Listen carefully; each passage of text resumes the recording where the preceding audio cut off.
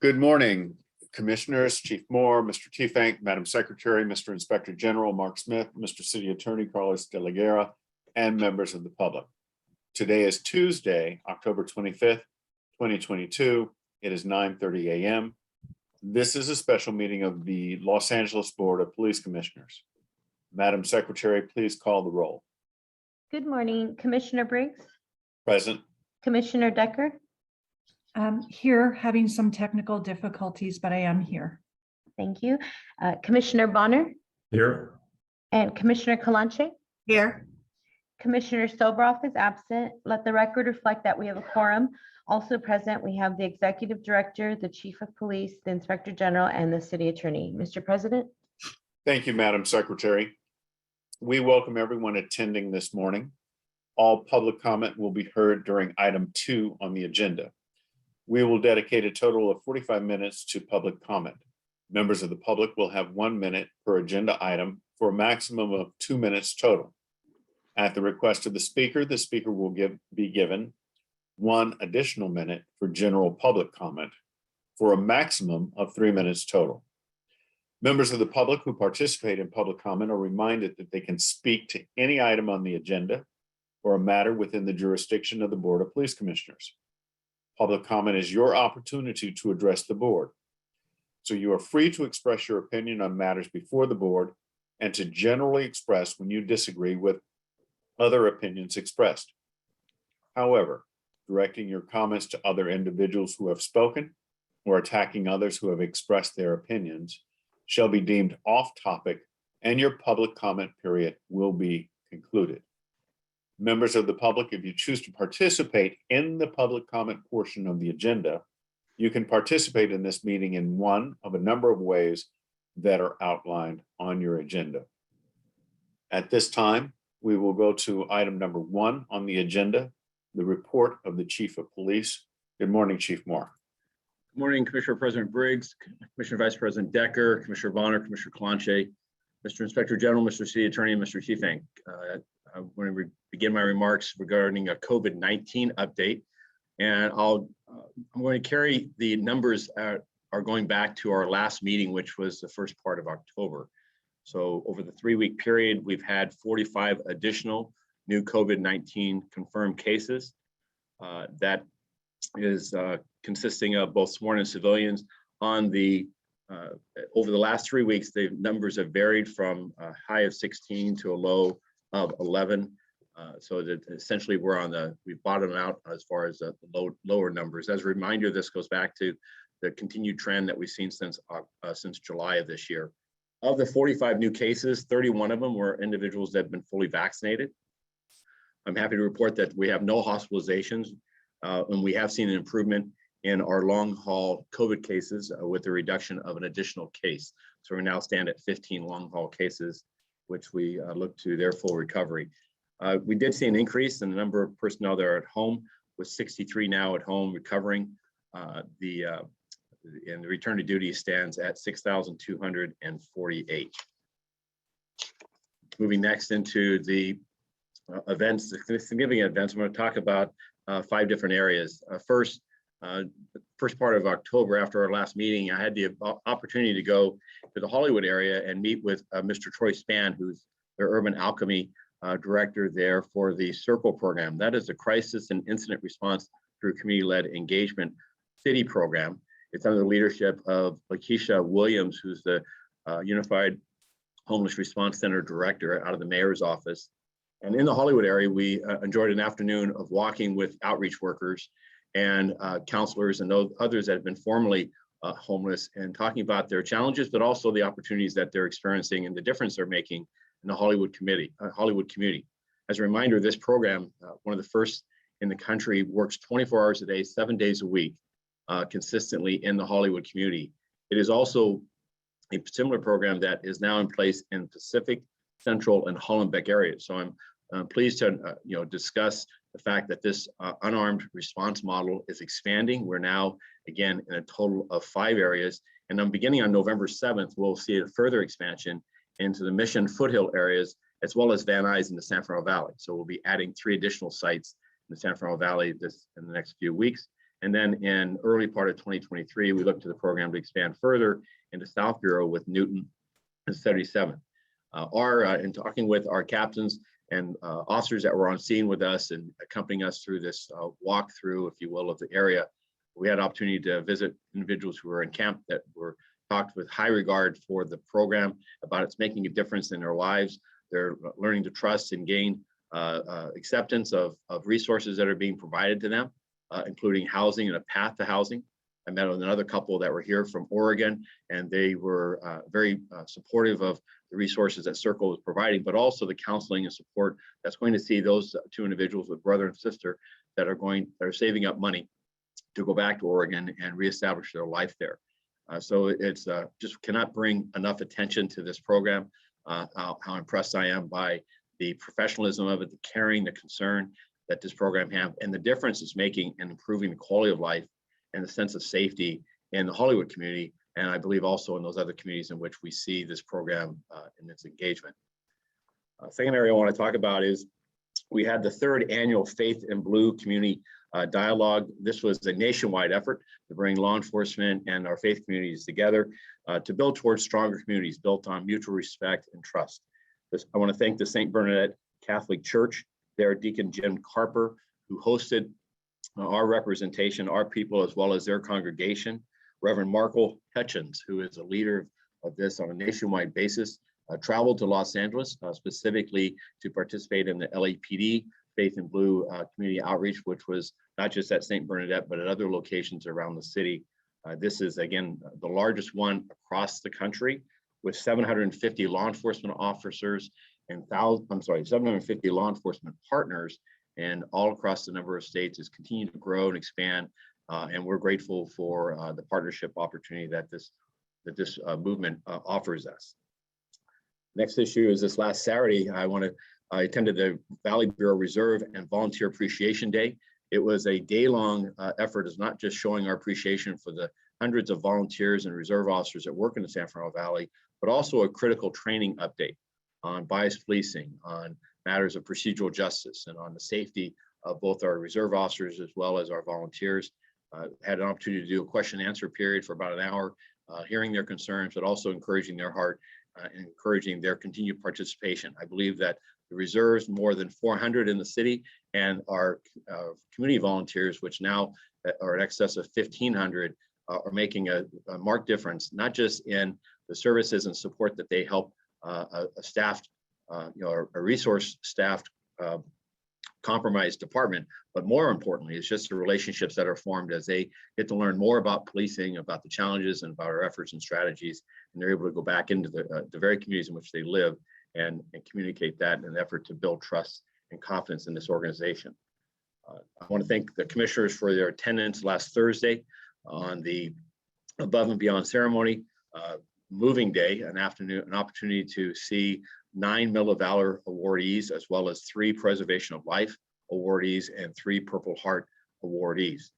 This was an opportunity that we have captured the videos, the vignettes of these encounters in which our people facing trying and very dangerous circumstances demonstrated their commitment to protect and to serve, and many times even at great personal risk. Yesterday also, we had the opportunity to provide 28 life-saving medals, or award 28 life-saving medals to officers within the organization that through their efforts, many times spontaneous and instances in which they just happened upon a crisis situation, rose to the call and provide life-saving measures that made a difference in saving a person's life. Moving from those discussions, I want to move, lastly, into the CPAB Summit. Commissioner Bonner, I appreciate you being there, as well as Commissioner Briggs. I believe Commissioner Clancy was there as well. This was a Saturday day event that provided a citywide update to all of our 21 CPAB co-chairs and a number of other CPAB members. We talked about the importance of membership engagement, the purpose and underlying strategies that make for an effective Community Police Advisory Board interaction with us as critical advisors into the neighborhood concerns and stakeholders as to our efforts in providing for a safer Los Angeles. Moving into our categorical uses of force, I'm going to report on an officer-involved shooting as well as an officer-involved shooting involving an animal. On the 11th of October, At approximately 3:30 in the morning, Harbor Uniform Patrol officers were conducting extra patrol in the area of North Manning Boulevard and East E Street. There they observed a blue GMC pickup truck that was south of their location. The vehicle suddenly accelerated and collided with a tree nearby and the traffic median on East E Street. Officers responded to that location. And as they deployed at the scene, they observed that the vehicle was now empty and the occupant had fled. Upon broadcasting the vehicle license plate, the officers learned that the vehicle was reported stolen. After a brief search of the area, officers located an individual hiding in nearby bushes. He was later identified as a Jason Sanderson, a male, white, 41 years of age. Mr. Sanderson ran from the scene and a foot pursuit ensued. He was chased from East E Street onto northbound Quarry Avenue. That's Quay Avenue. At the conclusion of the foot pursuit, Mr. Jason Sanderson pointed a semi-automatic handgun at the pursuing officers, which resulted in an officer-involved shooting. Officers immediately redeployed to nearby parked vehicles and radioed for help. Mr. Sanderson then sought cover behind a parked semi-trailer and fired several rounds at the officers from his handgun. Approximately 5 minutes after the first officer-involved shooting, Mr. Sanderson pointed the firearm again at the responding officers, and a second officer-involved shooting occurred, in which he was struck by gunfire. Officers formed an arrest team and took him into custody. LA fire personnel responded and pronounced Mr. Sanderson deceased at the scene. Fortunately, and I'm grateful that no officers were injured during this officer-involved shooting. Numerous items of evidence were recovered near Mr. Sanderson's body, including a 9mm polymer 80 semi-automatic handgun. This is commonly referred to as a ghost gun. There was one 10-round magazine and a reloaded Rossi stainless steel 38 caliber revolver with inside 3 spent casings and 2 live rounds still in the cylinder. Additionally, there was 2 9mm spent casings. The evidence on scenes supported that the fact that the multiple firearms were used by the suspect firing at the officers at that location. Additionally, the suspect was carrying a satchel during the OAS that contained another loaded J22 22 caliber semi-automatic pistol and an additional 38 and 22 caliber ammunition. Second incident I'm reporting on occurred in the West Valley area on the 21st of October at approximately 11 o'clock in the morning. There, West Valley area narcotic detail personnel served a search warrant. The location was the 7800 block of Yarmouth Avenue. The search warrant was following a narcotic investigation. Personnel assigned to the narcotic enforcement detail were searching the residence. Other investigators were outside in the front and rear yard of the residence. The owner of the dog, Mrs. Ellers, Jennifer Ellers, female, Asian, 42 years of age, was in the backyard attempting to restrain a canine that was on the leash. The large dog broke free from Miss Ellers and immediately ran towards one of the detectives, who was also in the backyard. The detective was standing behind a small gate as the dog lunged at her. This resulted in the dog latching onto the detective's left hand. The detective responded by unholstering her pistol with her right hand and firing 1 round at the animal. The animal was not struck by the round, but did flee from the detectives. The detective sustained a punctured wound to her left hand. She was transported to a nearby hospital and treated for her injuries. I'm grateful that she was released from the hospital. Will get further treatment. The animal, which was a shepherd with 120 pounds, was not injured. However, he was taken into custody by the Department of Animal Regulation, Animal Services, and there was no other officers injured during this incident. As a result of the last officer-involved shooting that I reported from the Harbor area, we now stand at a total of 30 officer-involved shootings for the year. Last year, that number today was at 31. We have had 14 fatal officer-involved shootings. Last year, that number was at 12. And look, I often report on our 4-year average. Our 4-year average as of today for officer-involved shootings would be 26. And our 4-year average for the number of fatals is just under 10. There'll be a report later today that's before the commission on an open agenda item for a report to the city council on officer-involved shootings for the first 6 months. But in that passage of time, I'd like to just briefly update you now on these 31 officer-involved shootings. We're seeing a marked decrease in the number of edged weapons. Out of 31 officer-involved shootings, we now have 5 of those involving an edged weapon. Last year at this time, that number was 10. In regards to the officer-involved shootings involving a firearm, we've seen the number increase. from 14 officer-involved shootings to now 19, which make up 63% of all officer-involved shootings, which is above our more than a decade average. Third area of concern is that we have now seen officers fired on by suspects increase from 4 instances last year to 7 this year. And last matter is we have seen an improvement in regards to instances of an officer-involved shooting involving a person who's mentally ill, with that number decrease from 12 instances last year to 6 instances this year. Moving forward, I'm going to talk briefly about crime. We are seeing an improvement and a reduction or slowing of our shooting violence versus the same time last year. This last week, I have to report the city only sustained 1 homicide. Well, 1 homicide too many, but that's a marked reduction from the 8 homicides we saw at the same period last year. In regards to shooting victims, last week we had 13 shooting victims, and which is a marked reduction of our average, as well as last year that number stood at 32. I want to brag a minute that South Bureau, in their efforts of working with the community and their collective work in improving public safety, has seen an overall reduction of 102 fewer shooting victims year to date than they did the same period last year. So my compliments to the communities within South Bureau, as well as the leadership of Chief Gerald Woodyard and his entire command staff. The area of concern that we do have is that we have 4 areas that have seen an increase in shooting violence, 3 of them in the Central Bureau. Hollenbeck has had 23 additional shooting victims this year, followed by Central at 22 additional shooting victims, and Rampart at plus 16. The other 4th area is Foothill area up in the northeast part of the San Fernando Valley, which has seen an increase of 13 additional shooting victims. Our work will continue in our violent crime task force efforts of added patrols, as well as adding investigative resources to identify those individuals involved in these shootings. We have seen our homicide clearance rate increase year over year. We're now above 70%. So more than 7 out of 10 of our homicides are being solved. However, we're also focusing on solving more of our shooting instances, recognizing that these very dangerous individuals are likely involved in other serious crimes, including other shootings as well. Overall, today we stand at, or as of this last Saturday, we have 320 homicides year to date versus 327 last year. That's a reduction of just over 2%.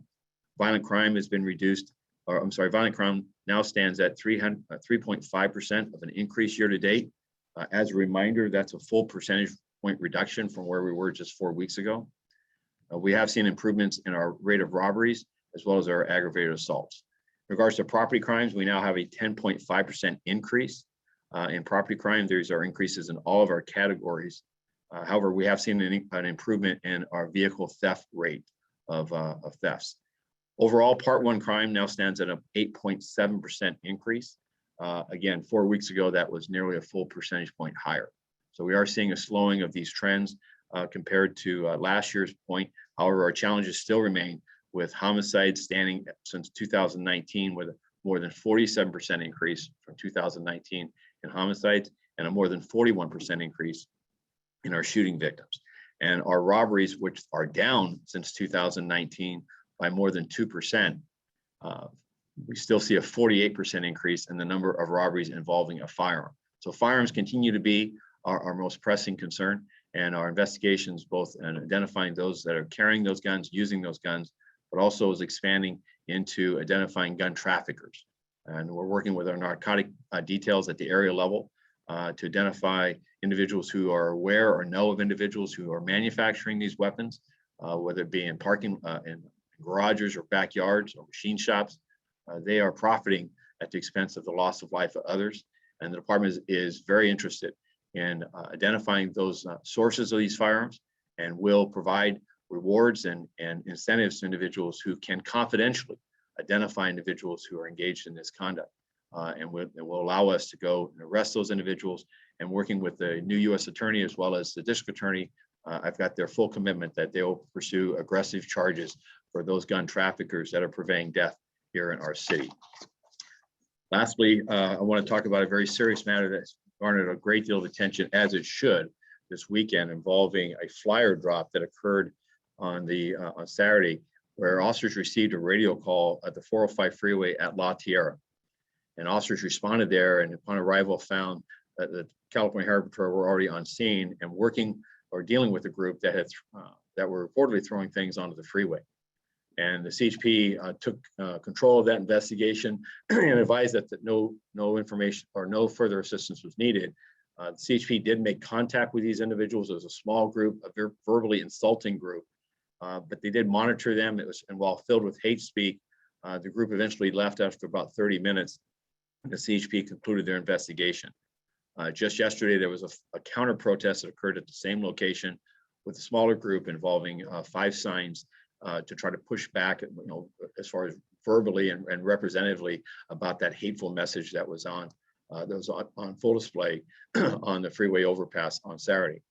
Over that period of time, we've seen a continuation of flyer drops. Flyer drops involve a hate group or groups that are using printed materials that contain anti-Semitic messages and voices of hate. And they're dropped in residential areas, left on vehicles or in yards, locations for people to find. That's last weekend. We had such an occurrence in the Brentwood and Century City neighborhoods of West LA. And I want to thank the neighborhoods who brought that information forward to us, including a neighbor who allowed us to have access to their neighborhood camera, to their ring, if you will, system of cameras that providing us images that are allowing our Major Crimes Division to investigate and to identify the individual we believe responsible. We are working with the District Attorney's Office as well as the U.S. Attorney's Office to pursue any criminal behavior, any criminal hate statutes against this individual. We do believe it's part of a larger group, of a collective group that's attempting to intimidate and harass and create a sense of fear in the Jewish community.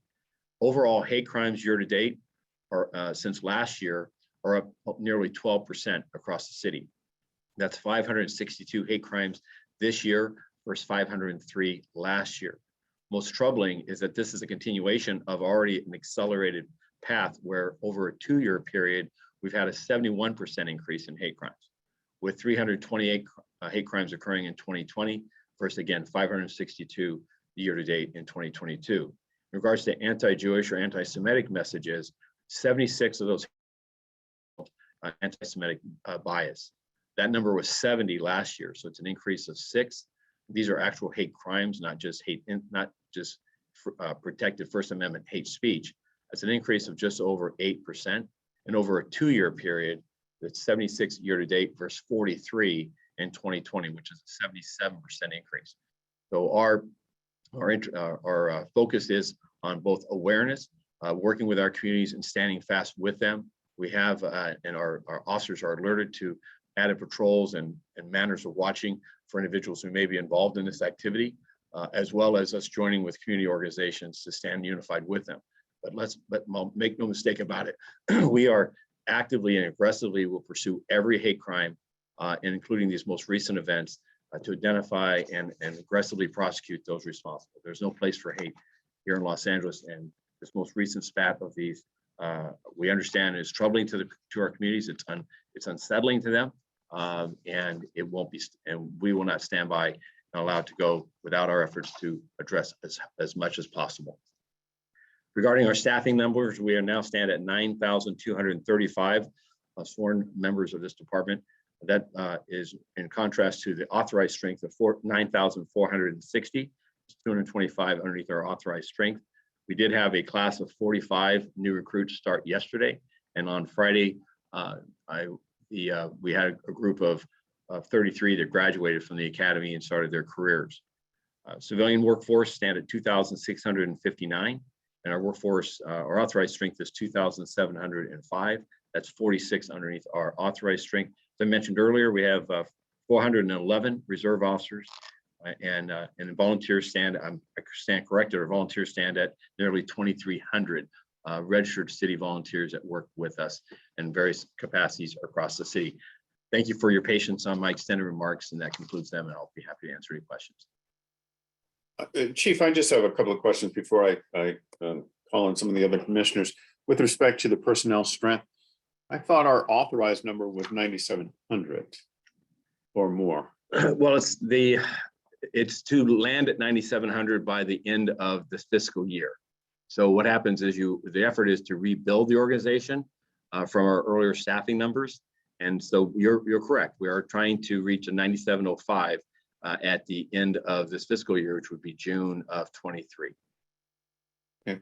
And what is the maximum class size that we can have at the academy?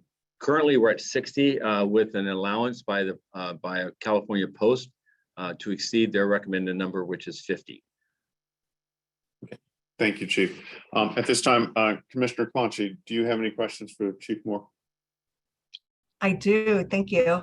Hi, Chief. I want to go back to the Circle program to ask, what is the role of police in that whole, in the program?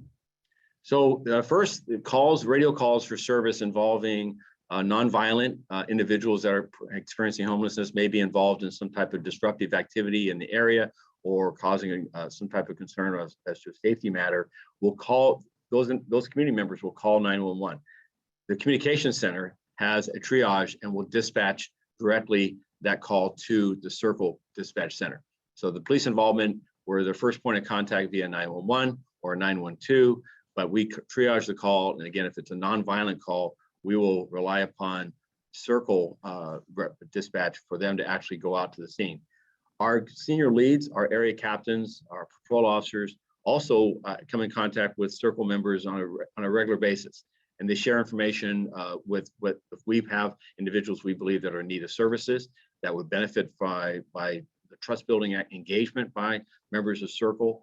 It's a problem solving effort. Our senior leads work with the Circle deputies, if you will, to identify problem encampments that are creating disturbances, whether it be with trash, debris, or noise or other matters, as an effort to utilize Circle as an effective means of resolving a situation and avoiding us from having to respond and be engaged. Lastly, we're a safety net for Circle. There are instances in which they come across individuals that are violent, that are threatening, that are committing crimes, that the Circle will reach out to us and we'll respond and take that call and carry it forward, allowing Circle to go back to their role and their responsibilities within the program. Thank you. Quick follow-up. So when a 911 call is made, the dispatcher can send the call to the Circle team. Is that what you're saying? Yes. And then so dispatch is trained to be able to decipher what may be a Circle call versus police response. Oh, absolutely. The Urban Alchemy is the contract provider for the Circle program, and they have provided intensive training to our 911 operators. Captain Vargas has been a great partner with them in ensuring that our call takers understand their criteria, the limits, as well as the ability. And it's been in talking with, as I did my patrols, my walk that day, and talking with Troy, he was very pleased with our cooperation, very supportive of the collective, our collective efforts, and the relationship that I saw between the Circle participants from Urban Alchemy and others was very supportive of each other. They asked for pictures and wanted to stand and talk and chat, and we visited for well over an hour as we walked the area and spoke with various clients that they're engaged with. Awesome. I guess my last question would be a request. In your weekly crime report, can you provide us with data for the Circle program, just so we know how it's being used? So does that make sense? Like any stats that those divisions or I don't know if that information is difficult to. Well, why don't we work? I'll work with Commander Brockway and the UHRC. I know that this entire program is data and data driven in the sense of they are collecting metrics, and I would recommend that we perhaps bring back a report to the commission as to the number of calls that have been dispatched, their dispositions, services been provided, and allow them to really come and speak to the power of the program. That's important, but I also think that just having a sense, either it could be monthly, a sense of how this is working in our reports, that would be great, just to get a sense versus like waiting for a report. The report will actually be really great as well, but just kind of some data. On Okay, a let me look at that, and let me look and see what we can produce on an ongoing basis. And monthly. yeah, maybe a monthly or something like that. We'll look into that. Okay, thank you. Appreciate it. Thank you, Commissioner Kalante. Commissioner Bonner, any questions for Chief Moore? Yes, three questions, Chief. I'll just tell you what they are, and you can respond. The first one relative to the personnel strength. Over the weekend, I saw some report on ABC News that was claiming to have checked the department website and was reporting 10,300 officers, which seems to me to be just clearly a mistake of some kind. But one is just if you'd make sure that somebody, does check around the website to make sure there isn't any such erroneous information. Maybe that's the sheriff's department's number or something, but if you had a comment that has any rationale or any veracity to it, that's one. The second was relative to the shots or shootings, shots fired against police officers. You were mentioning there was a rise, I think, from 4 to 7. And there's the question is whether there's any 5 or 10-year average kind of numbers. I think we've seen some of that in the use of force report, but I want to see what that looks like. And then lastly, on the hate crimes, again, you did emphasize that you were referring to crimes and not incidents, but I didn't catch whether that was reference to the entire 500 plus that you're reporting or the 70 something anti-Semitic. No, the numbers I reported were all crime instances, and the biases were also crime. The anti-Semitic bias were all crime, not hate instances. Got it. And as to the officer-involved shootings where officers were fired upon, just one moment.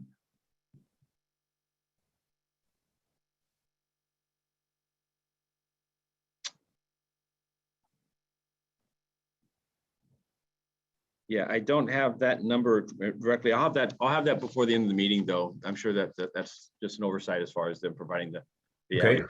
And then lastly, in personnel strength, you and I spoke briefly yesterday, and unfortunately, I did not get to the website. The speculation is that is some authorized TO or table of organization number that exists out there as a phantom number, but and not representative of the numbers of actual deployed personnel. But we'll look into that to ensure that no one can misinterpret the number of personnel we have working within the Los Angeles Police Department, sworn or our civilian professional class. Yeah, I appreciate that. It's just noting it because it's it's not like, a rounded number 9,500 or something. It's a pretty big disparity. So I appreciate that. Thank you, Commissioner Briggs.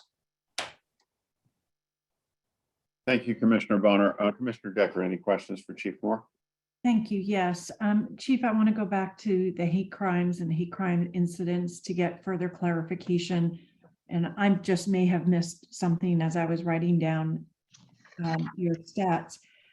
I believe you said there was a 77% increase in anti-Semitic crimes, but I didn't get the time period for which that number reflects. Goes back to 2020. So just over a 2-year period, there's been a 77% increase in anti-Semitic crimes. Yes, from 43 to 76. 43 to 76. And can you describe the efforts of the department in working with both the Jewish community and other communities to address the rise in hate crimes that are clearly happening across our city? Yeah, so we continue our outreach and engagement with both from my office, a dedicated officer that works with our Jewish communities of all makeups of the Jewish community. We have the Chiefs Forum that works with the Jewish community on a quarterly basis.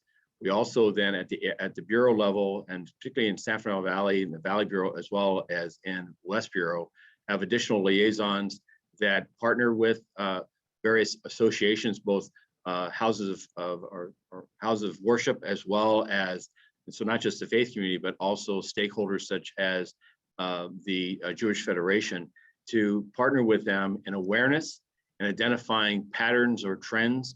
We pay particular attention in high holy days and added deployments and footbeats I'm proud of the work that Chief Chow has put in identifying reserve officers who wish to be deployed along corridors that are frequented during the high holy days by our Jewish community to have an added presence. We also augment that with uniform patrols, with vehicles that are deployed, and with an outreach engagement, not just for a visible presence, but to reassure that community that we're aware that they are targeted, particularly during some of those holidays events at a greater,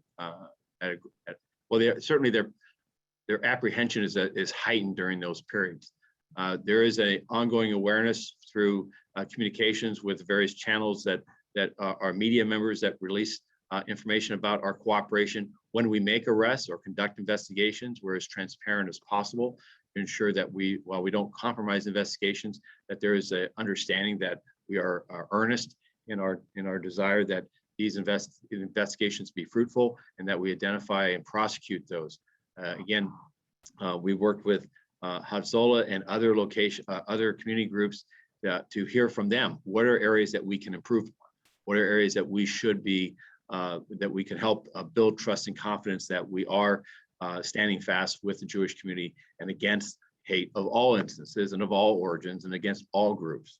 And so this is the strategies we use with in addressing anti-Semitic crimes. Also includes intelligence gathering, collection of information that we get from organizations such as the Anti-Defamation League. I'm the chair of the law enforcement committee with Anti-Defamation League, and we meet on a quarterly basis to share information about specific actors that are involved in hate crimes as well as instances of hate. And while that may be First Amendment protected activities, their activities extend into these flyer drops and other matters that are on the margins that can move into actual crimes. And we want to ensure that there is a strict, bright line there, that we're not allowing or acquiescing to any type of minimizing these levels of crime. We've worked with the city attorney to identify potential nuisance activities or efforts of issuing restraining orders or issues of restricting individuals who have centered their activities at synagogues or at schools where they go and express themselves, express this ignorance and this hate as an effort to try to counter that because of the intimidation that it creates, the fear that it creates in the communities in which these expressions are being made. So we will continue to work and focus on hate against all communities. And right now I bring this focus up regarding the Jewish community, but this extends to our Black community, our Hispanic community, our Asian American Pacific Islander community. We have particular efforts given the terrible and hateful remarks ascending from national office regarding the aftermath of the COVID and the origin of that we've seen such an intimidation of that community. And then certainly the LGBTQ community, which we currently are engaged in a police academy. Lastly, I'll say that I think our demonstration in this was just an occasion, was on Wilshire's open house was on Sunday. Historically, our open houses have been on Saturdays. We heard both in North Hollywood and now Wilshire, a responsiveness to the Jewish community that they wish to partner with us, want to be alongside of us, but we need to be mindful of days of worship and their cultural practices and religious practices and demonstrate a cultural competency and sensitivity to that. Thank you for that overview. I want to be sure as well, and I believe you covered this, but during the last year, there was a huge effort to ensure members of different communities were aware that they should be reporting hate incidents as well as hate crimes. And I just want to be sure that the department is continuing to undertake all of those efforts in ensuring, in this instance, or this latest reporting with the Jewish community, but clearly with all the communities you identified, that they are aware and continue to be aware of the department's rather new practice or implementation of an existing effort to report both incidents as well as crimes. Yes, thank you. The expansion of the definition of hate and an incident of hate. Historically, this organization has collected hate instances, but it was, and particularly in hate crimes, where there was a requirement or perceived requirement that it had to be motivated by hate. And most recently, as you stated, in the last 2 years, it's been an expansion of that definition for officers' awareness that we are simply looking for an element of hate. And the underlying motive is not of concern as to the reporting. Let the investigation pursue that and identify whether it can provide that as a specific intent or otherwise. But and lastly, I will tell you that we have our demonstrated resolve in the face of some who have called for hate instances to be taken online in some type of computer access. And instead, we insist that officers respond anytime, anywhere to conduct those investigations or provide a safe haven for a person, a victim of a hate crime or hate incident, to meet with us and for us to take that information. And at the victim's request, we're there to provide service and to ensure the intensity of that investigation is appropriate. We don't think that this is a type of incident that in Los Angeles should become relegated to an online report as if it's just some type of a checkbox. Thank you, Chief. Thank you, Commissioner Briggs. Thank you, Commissioner Decker. Chief Moore, I have no further questions for you at this time. But before I turn to public comment, I want to address something that has essentially rolled the city of Los Angeles for the past couple of weeks, as well as our country. And it has even been characterized as international in scope. We have 3 city council members who have brought disgrace to this city. They engaged in despicable, hateful behavior.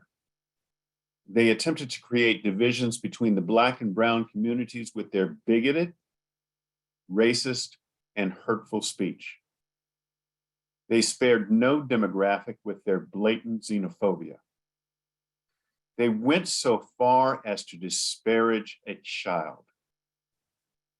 Their collective actions have laid bare each of their arrogant desire to cling to power, no matter the cost to our city and its citizens.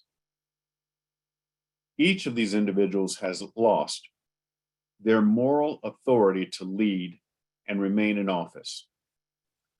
One of these individuals did the right thing by resigning. 2 others remain in office despite calls from every city leader, the governor of our state, and the president of our country. It is time for the 2 council members to leave office. It is time for the 2 council members to put the best interest of their constituents and our city before their own interests. After all, it was their so-called self-interest that led to the problem we face. If these 2 individuals will not resign, then I call upon members of the City Council to censor them. They have absolutely no moral authority to lead their districts, no matter how many times they attempt to apologize for their abhorrent behavior. Commissioner Decker, I believe you wanted to address this issue. Briefly, Commissioner Briggs, first, I want to thank you for your statement. And in times such as these, we often leave it to the president of the commission to speak on our collective behalf. And I thank you for your words. But I do think, given what has happened, I do want to join you publicly. This has been devastating for all the communities in Los Angeles. The harm that has been caused has been long-term, but given the devastating impact, these words and now the inaction that has taken place, it is important to join you in my belief, Commissioner Briggs, to clearly and unequivocally support what you expressed and join in the call on the resignation of the 2 additional council members who need to resign immediately in order to allow our city to at least begin to try to heal as a result of their individual actions and failure to intervene. So thank you, Commissioner Briggs. I don't want to take up additional time. I believe your words were eloquent and they spoke certainly on my behalf as well. Thank you. Thank you, Commissioner Decker. At this time, we'll open it up for public comment. Thank you, Madam Secretary. Okay, our first speaker is Oscar Portillo.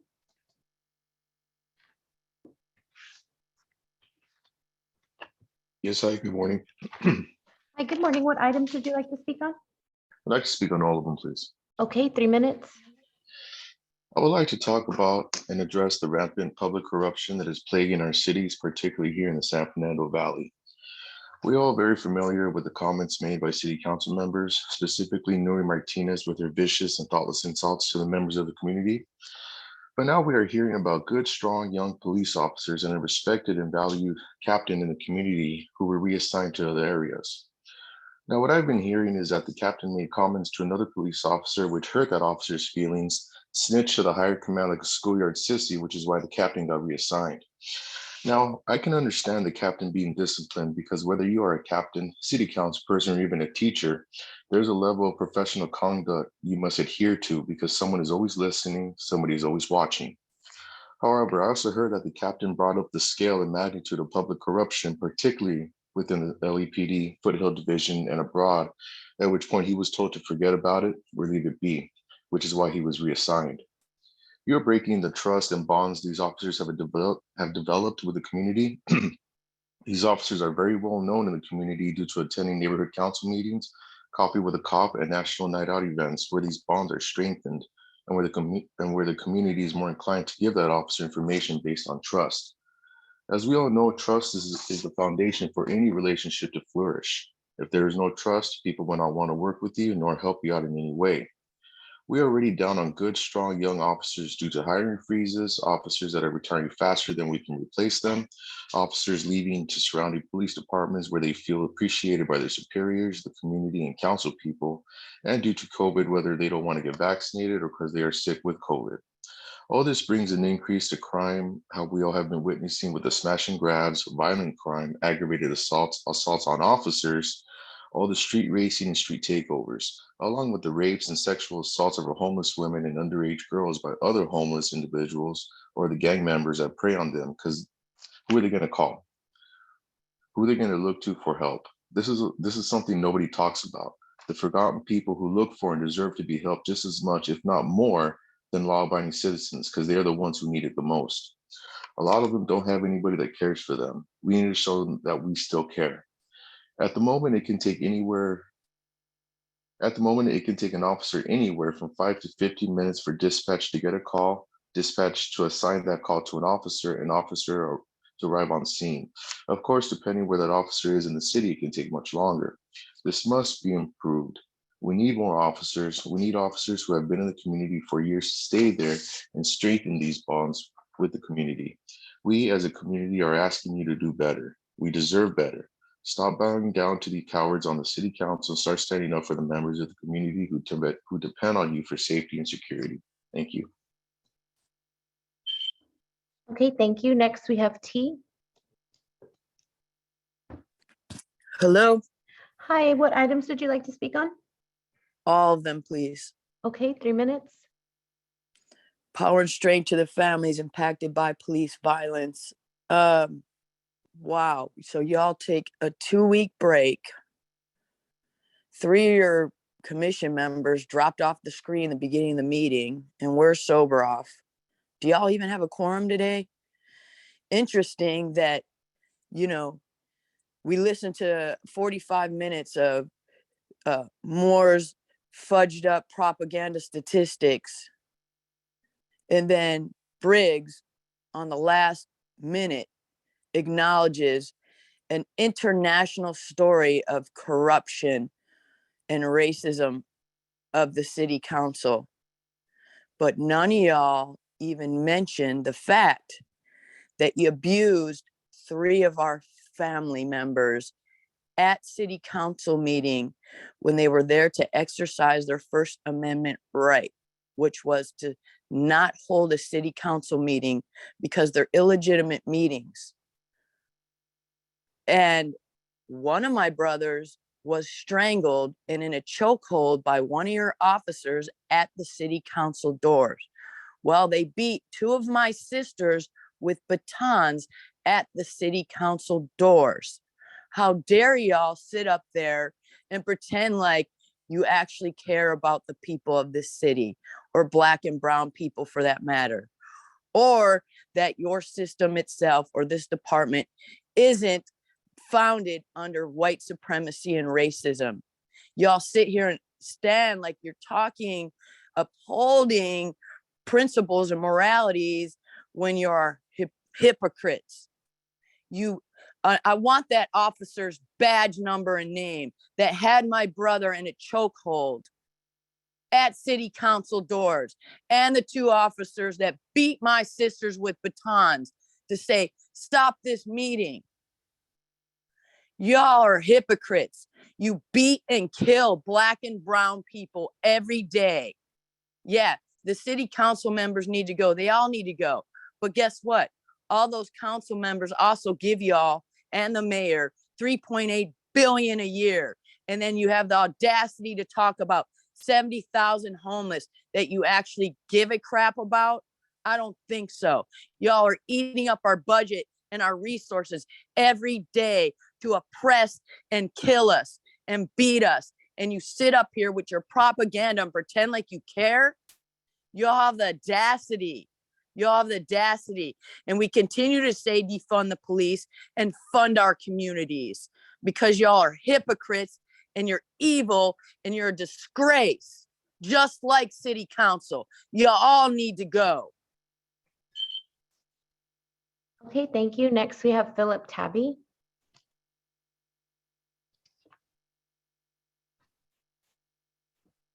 All items, please. Okay, 3 minutes. Thank you.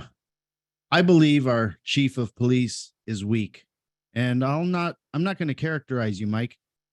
I'm just going to speak the truth. Since January, we have been speaking up about a councilwoman who influenced our chief of police to move Senior Lead Officer Contreras, but was told misinformation. That was misinformation. And there was a personnel issue. Time went on, we never let up, and we never will. We have since learned a great deal of factual information. I got the chance to have a sit down with Mike and Alan, man to mask, and everything I presented was not true according to them. We agreed to disagree. I added that everything smells bad, and moving a senior lead officer at the direction of a council member to work on to covering up a corruption while an FBI investigation was underway on this councilwoman. And I believe it still is. This put good old Chief Moore in a bad spot, especially if he knew about the ongoing FBI investigation. And now, with very short notice, the department has trumped up charges against our great Captain Smith at Foothill, and the community is not happy at all. You demoted him to a Captain 1, and you moved him to 77th. Shame on you. Shame on the command staff that was a part of it. We are going to keep fighting this. The punishment does not fit the crime. More cover-ups and more corruption and more is involved. The OIG and the FBI need to investigate. There's a lot to the story that I cannot fit in 3 minutes. Captain Smith kept Foothill safe. Foothill under his command had the most guns taken off of the street in the valley. He even got an award last night from the Toastmasters that was planned out for a while.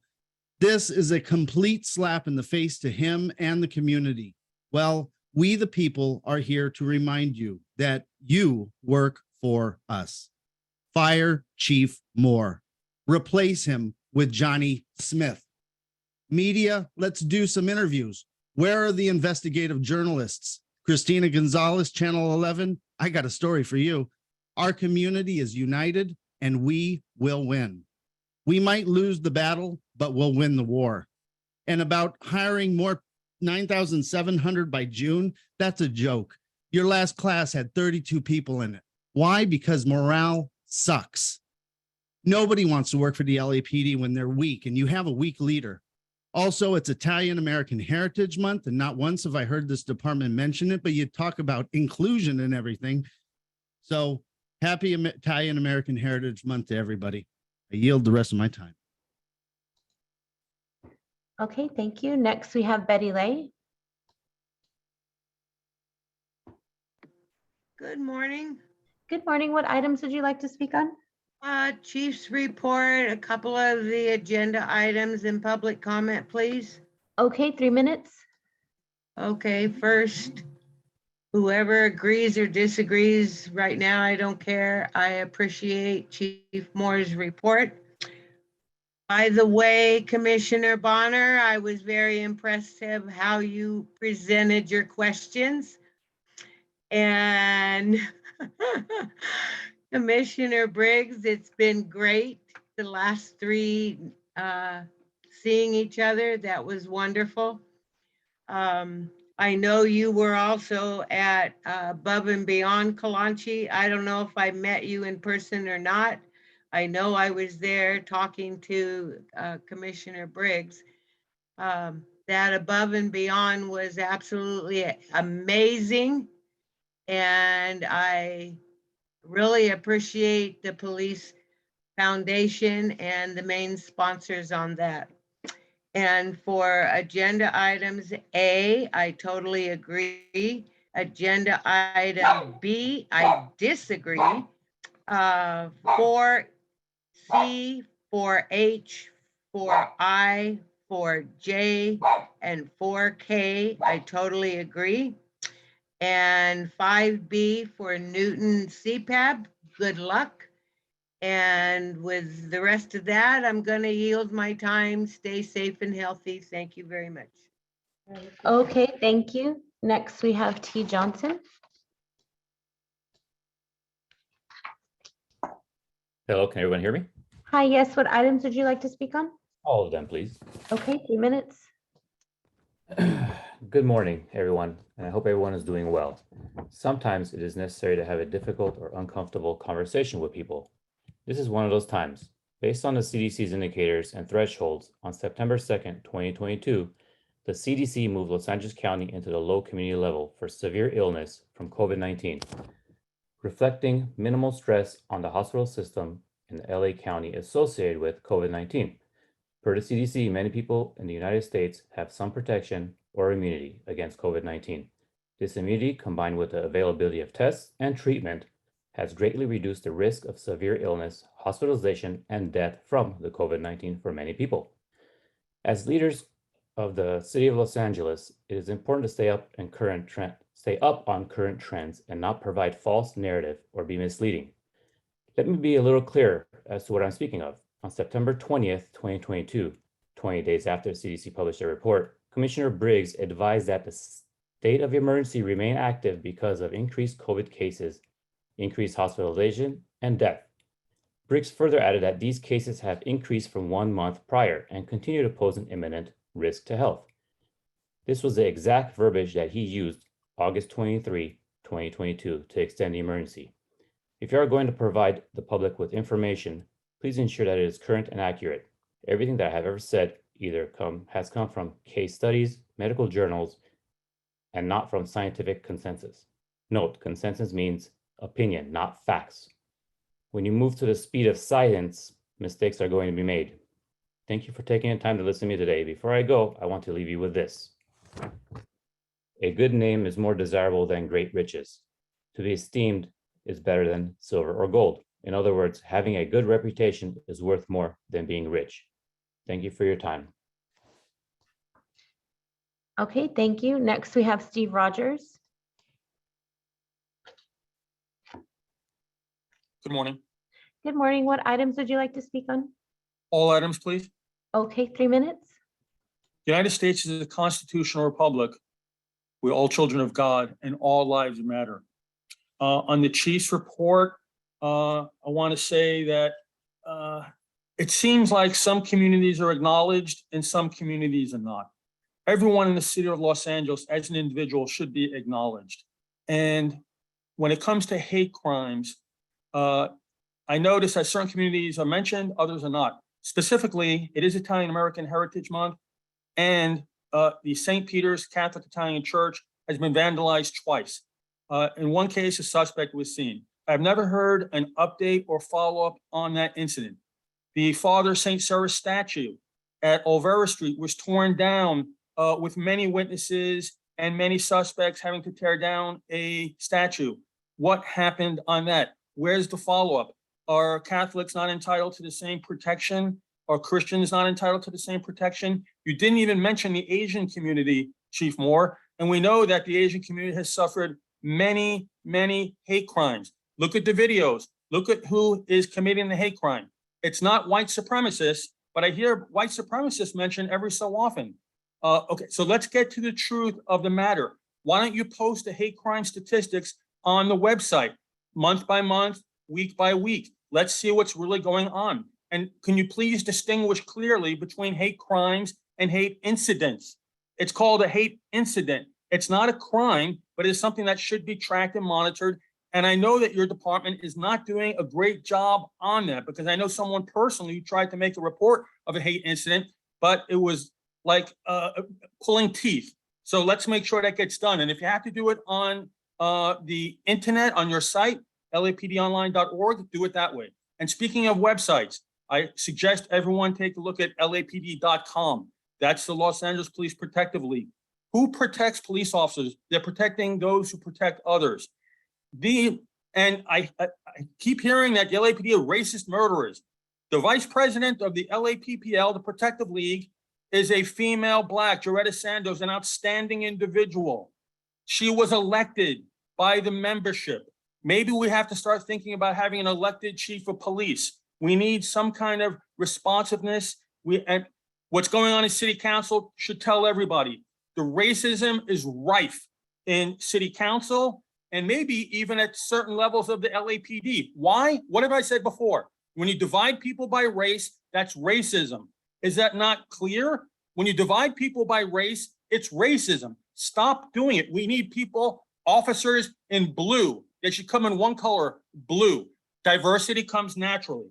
Read the book, The War on Cops by Heather McDonald. Watch Item 12. Caruso for mayor. We need a change. Okay, thank you. Next, we have Christian. All items, please. Okay, 3 minutes. I'm calling today to express my total disgust at you, Chief Moore, for moving our Captain Smith from Foothill Division over some minimal trumped up charge. I know what the allegation is, and even if it was completely true, which it's not, the punishment does not fit the crime. This is clearly extra punitive to demote him from Captain 3 to Captain 1, give him 10-day suspension, and move him from our division. It's a big flashing light. It is so obvious that you are making an example out of him as to scare all the other captains into submission. Foothill has taken the most guns off the street in the entire valley. Our crime is one of the lowest in the entire city. Our heroic officers made national news when they saved the pilot from an oncoming train with 6 seconds to spare. That was all under Captain Smith's leadership. And this is how you reward him. But it's not just him you're punishing. You are punishing us, the community. It takes years to build these trusted partnerships. We are proud of Captain Smith for speaking up and being honest. Isn't that what we all want? Honesty? You already unjustly moved our SLO at the request of Councilwoman Rodriguez, but now you're unjustly moving our captain. If you think you can just up and move our captain without a fight, you have another thing coming to you. Our community feels abused, unheard, disrespected, and taken advantage of. What happened to transparency and the consent decree? What happened to collaborating and working alongside the community? CPAB, Neighborhood Watch, neighborhood councils? You think you can fool us, but we're not stupid. We pay your salary and you work for us, not the other way around. I know for a fact that Captain Smith has spoken to a few of you commissioners privately, but you just sat on your hands and look where we are now. Now the question is why? Why is Captain Smith targeted? We've seen this coming for months. Captain Smith is a whistleblower and was honest about corruption and obstruction of justice regarding Councilwoman Rodriguez. You were just waiting for a gotcha opportunity over something minuscule. Why does the racist city council even get a heads up about future search warrants and then demand officers be moved if they don't like them for exposing them? That is corruption. LAPD shouldn't have its strings pulled by the racist, unethical, dirty LA City Council members. I hope the media is listening and taking notes because this is huge. City Council is working hand in hand and part of the corruption of LAPD. This is clear retaliation towards whistleblowers. Truth tellers are being targeted in LAPD. LAPD punishes command staff for doing the right thing, and the goal is to make command staff so afraid of getting demoted and penalized, they are coerced into playing along to get along. This is corruption. Our officers take an oath to uphold the law, to act with integrity and honesty. And what are you producing instead? Officers willing to lie and not uphold the law. I listened to the other callers with their concerns about systemic problem with our policing.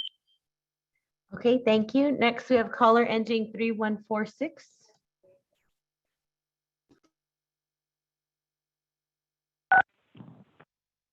Did that work? Hi, what items would you like to speak on? Good morning. I'd like to speak for 3 minutes on recruitment. Okay. Paycheck. For 3 minutes. Thanks. Jesus is the King. I think you guys probably know about that one. Jesus guy. Jesus, the Messiah, the Lord, the blood. Thank you. You know, it was amazing to hear about white crime, stealing a car and got shot dead. And I wish there was the white crime segment. I'd love to hear more specific things about white crime. So about the recruitment, and it's talking about $45 an hour and starting at $90,000 a year. And I said, but the military doesn't make that much money, and you know we need to think about that. And that's what's true. I have family in Kuwait. The family that I came out of is 63 nonstop consecutive years of service to the military and the VA. And I've been on my brother's nuclear sub, putting my hand on nuclear torpedoes and stuff, so I've seen it from the beginning. And it's a huge thing to pay a person that kind of money, but it should happen. The billionaires are being able to take the same type of paycheck that the LAPD doesn't get. And I had talked about it being adjusted to inflation. I wasn't talking about the current tone. I'm talking about 2018, 2019. If we were to go back to 2003, if we were to go back to 1997. The LAPD did not make an adjusted to inflation paycheck, and this is really horrible. This is the reason why you can't hire people. Now, I have to mix Nori with this concept with the paycheck, right? And what's going on is there's a very elusive wall, an unseen wall of alliance that puts police officers in peril. And by the way, I'm the only one looking out for the police rank and file, because if you change the way I want things, like 95% of this will clear up. Now, this wall against Eric Rivera, Rosario Mack, Eric Valencia, a gentleman named Rodriguez, Daniel Hernandez, Raymond Hernandez, now goes into also body cams need to be moved on the officer at a different position. And they need different cams. How about the net guns? You haven't ever got the net guns.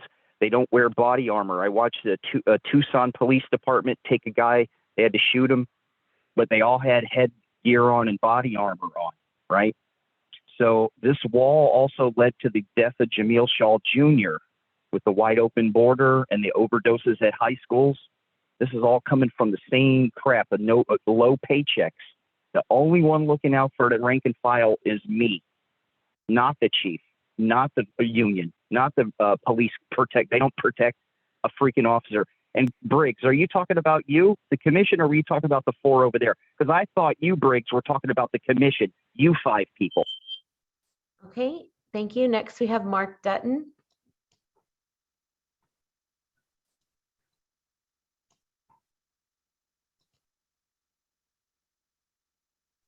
Can you hear me?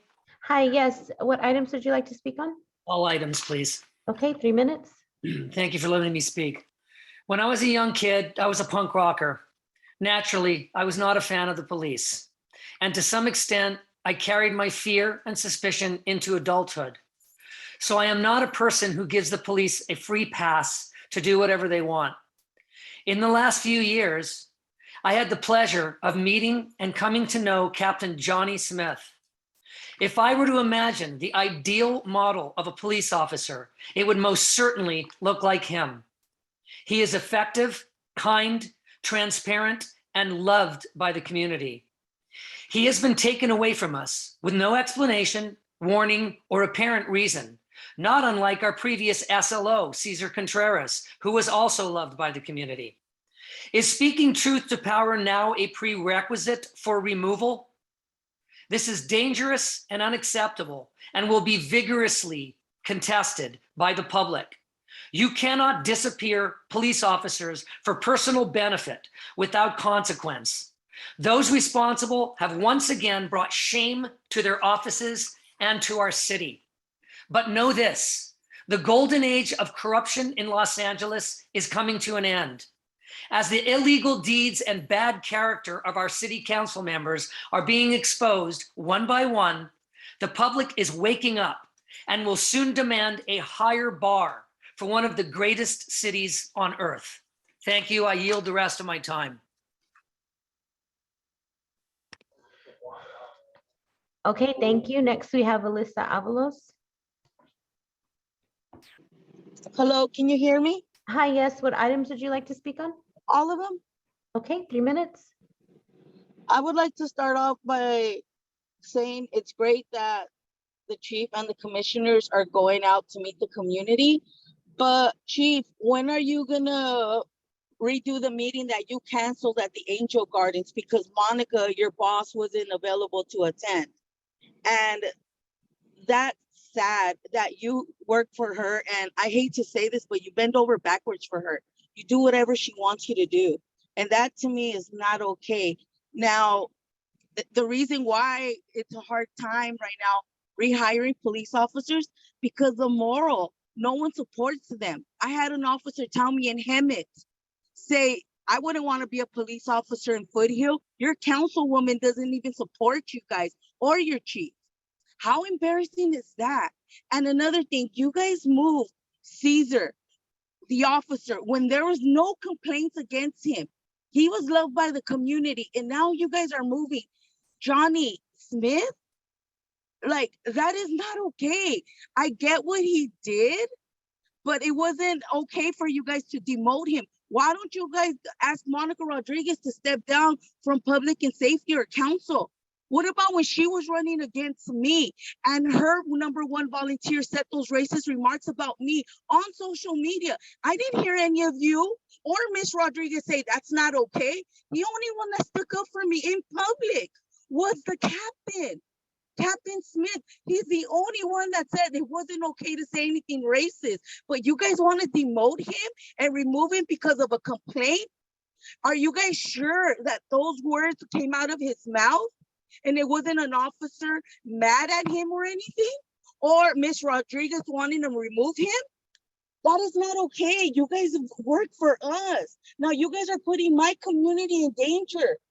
For one time in a long time, Pacoima had the lowest crime rate. And that's because of the communication with the leads officers and the captain. Why? It's not fair. He just got an award last night and you guys are gonna do this to us? My community doesn't like officers. You know how many arguments or friendships I have lost because I defend the police? Yes, there's good and bad officers. I've had my share of bad officers, and thanks to Captain Smith, he took care of it. That is not okay what you guys are doing. You guys work for us. You guys have the opportunity to do something good. Why are you guys letting these council people tell you what to do? Now you guys say that you guys, the meetings are free to everyone. Why don't you guys have translation from English to Spanish? No one from my community can join if they don't speak Spanish. Thank you. Okay, thank you. Next, we have John Von Gutten.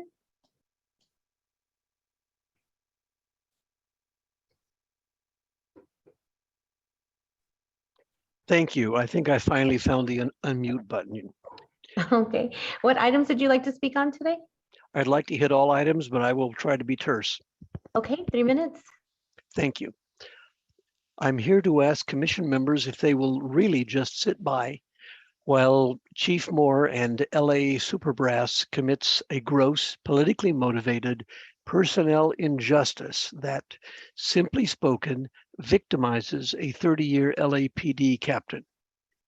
In LA, proven felons are released with no bail, OR, to next morning bash up stores, vehicles, and injure innocent people.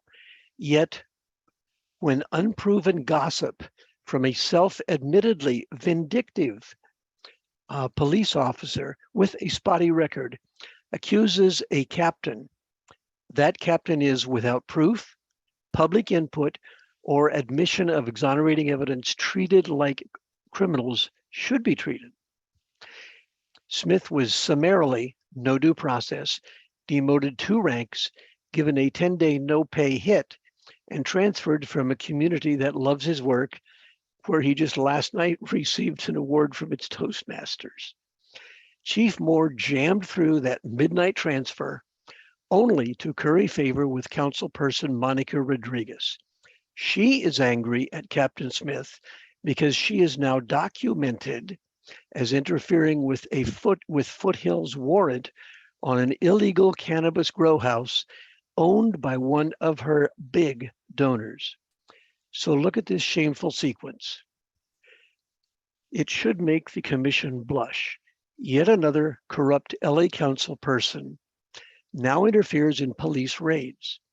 Captain Moore pulls a thin excuse out of the air to seek and curry favor by punishing a captain whose policing activities, which you say you want him to do, has cost Rodriguez's cannabis grower donor thousands of dollars.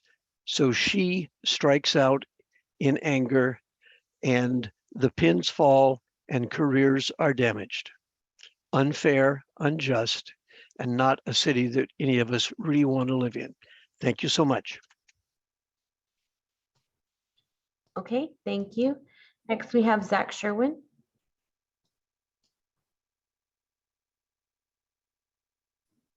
Yep, I'm here. I would like to speak to everything, please. Okay, 2 minutes. This is your first meeting since the city council audio leaked. And since that leak, we've seen the chief and also you commissioners just loudly condemning those racist remarks. The chief has been sent a tweet about how it was such a dark day for our city of angels, which, sidebar, chief, as a writer, it's so corny. Regardless, today Briggs treated us to one of his trademark big, dramatic, solemn, stern speeches, the pulpit pounding. And in that speech, I was just struck by how you demanded so much accountability for these city council members. It's so unacceptable. And in this context of this meeting, it's just striking to hear you demand that kind of accountability when you insist on so little accountability for the police officers in LAPD, the killer cops, and for the man who leads them.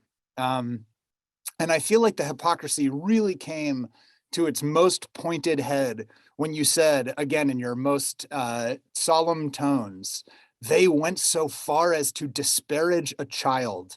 Immediately, Commissioner Briggs, I thought, where is justice for 14-year-old Valentina Oriana Peralta, who again was 14 years old when she was killed by an LAPD officer? She was a child, and then what happens? It's swept under the rug. We haven't heard about it in months. And then Decker piles on, going on record as supporting that brave speech you made. What a brave and principled stance on your part, Commissioner Decker. Way to stick your neck out there in a timely way to take a strong stand. You can really rest easy in the knowledge that your actions as a public figure conform to the ideals that I'm sure that you have. And so again, what strikes me about these performative, too late condemnations of racist comments and all of your eagerness to join in the dog pile. And I'm not saying that those remarks that the council members made were good, but you guys are the police commission and you're all so intimately involved with a police department that does things that are way worse than racially motivated comments. Since 2000, LAPD has murdered over 500 people in LA, not to mention the hundreds who've died in police custody since the turn of the century. And those are just the numbers we know of. Surely the actual figures are much higher. We know that the majority of those people are not white. And Chief Moore's department has never sustained one out of hundreds of complaints of racially biased policing. And when this commission does rule something out of policy, there's no accountability. and there's no consequence. So when you take this opportunity to jump on and denounce racism, you know, the cowardice is glaring and the hypocrisy is absolutely dazzling. I yield the rest of my time to today's meeting. Okay, thank you. Next, we have Sam Gustafson. Hello, can you hear me? Hi, yes, what items would you like to speak on?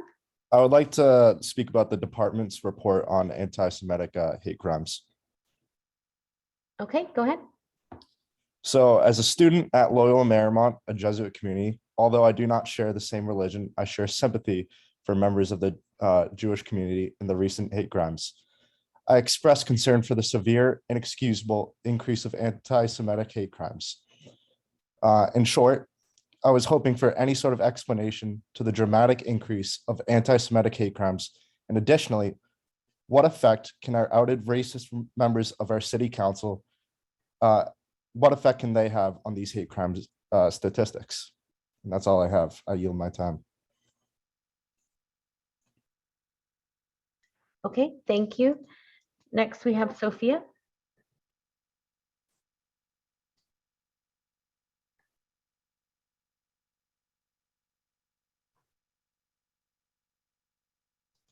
Sophia, you're on. Okay, we'll come back to Sophia. Next, we have Dora the Explorer. Good morning. Good morning. What items would you like to speak on? All items, please. Okay, 3 minutes. Thank you. Well, here we go again, fixing things that aren't broken. The political shenanigans are being played to the detriment of our communities. The corruption within LA City Council has been exposed. It's nothing new to anyone who is paying any attention. I do ask though, where is the investigation into Monica Rodriguez meddling in the police matters and allegedly giving the heads up to the subject of a search warrant? You fucked up big time, Chief Moore. Who are you taking the knee for now? This is alarming and further exposes the systemic corruption that has metastasized within the city of Los Angeles. Many of our so-called leaders have forgotten that we, the people, are the governing bodies of our leaders, not the other way around. Why? Why would you take an exemplary captain who has proven himself and given to the community in ways that others can only dream of? I appreciate the work all of our officers do to perform to keep us safe. That's all. Thank you. Okay, thank you. Next, we have Olive Reed.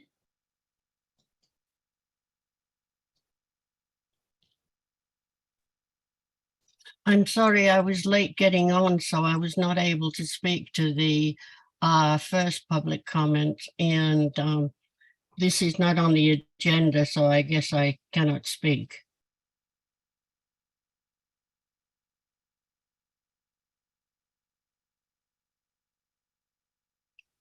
Madam Secretary. Okay, 1 minute. Go ahead, Olive. Thank you.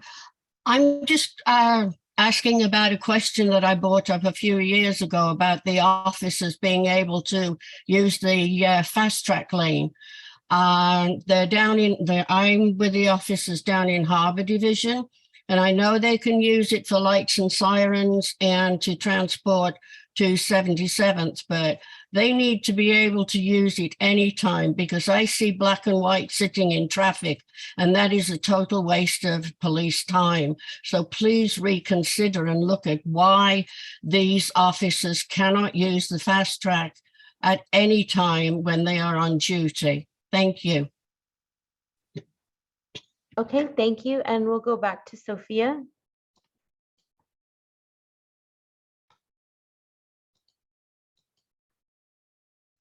Sophia?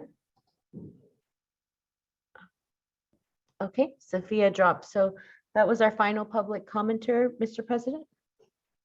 Thank you, Madam Secretary. At this time, go to AB 361 determination. I recommend the following board action: that we find COVID-19 state of emergency remains active and state and local officials have imposed or recommended risk reduction measures. That on July 7th, 2022, the Los Angeles County Department of Public Health reported that the predominant COVID-19 subvariants have higher transmissibility and the ability to reinfect those who were infected with other variants. The increase in cases has translated to an increase in the number of COVID-19 related hospitalizations and death. The average number of COVID positive patients per day in LA County has increased from 1 month ago. In accordance with AB 361, this Brown Body Act has reconsidered the circumstances of the state of emergency, and the state of emergency continues to present imminent risk to the health and safety of the attendees and continues to directly impact the ability of the board members to meet safely in person. Is there a second? Second. Motion's been made and seconded. All in favor, say aye. Aye. Aye. Aye. Motion carries. Thank you. At this time, we'll go to item 4 on the agenda, the consent agenda items. Is there any commissioners that want to hold one aside for questions? Seeing none, I move that we adopt all of the consent agenda items. Is there a second? Second. Motion's been made and seconded. All in favor, say aye. Aye. Aye. Motion carries. Thank you. At this time, we're going to go to the regular agenda items. Item 5A, the department's verbal report on the command officer's attendance at command and control training. Can we have Deputy Chief Mark Reyna come forward? Good morning, Chief Reyna. Good morning, Commissioners. Morning, Chief Moore, Inspector General, Mr. T-Fag, Mr. De La Guerra. I'm here to update you regarding the ongoing training relative to command staff, and this is pertains to our after action reports. As you remember, the after action reports identified issues with command staff related to the incident command system and managing major incidents, civil unrest, demonstrations and protests. So we had recommendations from our training committee from after action. We implemented those. So I'd just like to update you on our numbers. As you recall, we have our critical thinking force options class that started in March of 22 for officers. And then that was an 8-hour course. We modified that to a 4-hour course for command officers that really focuses on command and control component of that course. We started that in August of this year. And so far, happy to say that 80 command staff officers of the 112 have completed that training. We have another class this Thursday of approximately 24 that will be attending. So we're almost at 100%. There will be a makeup class the following month for those the remaining 10 or 15 that we have to get our full command staff trained in the critical thinking force option.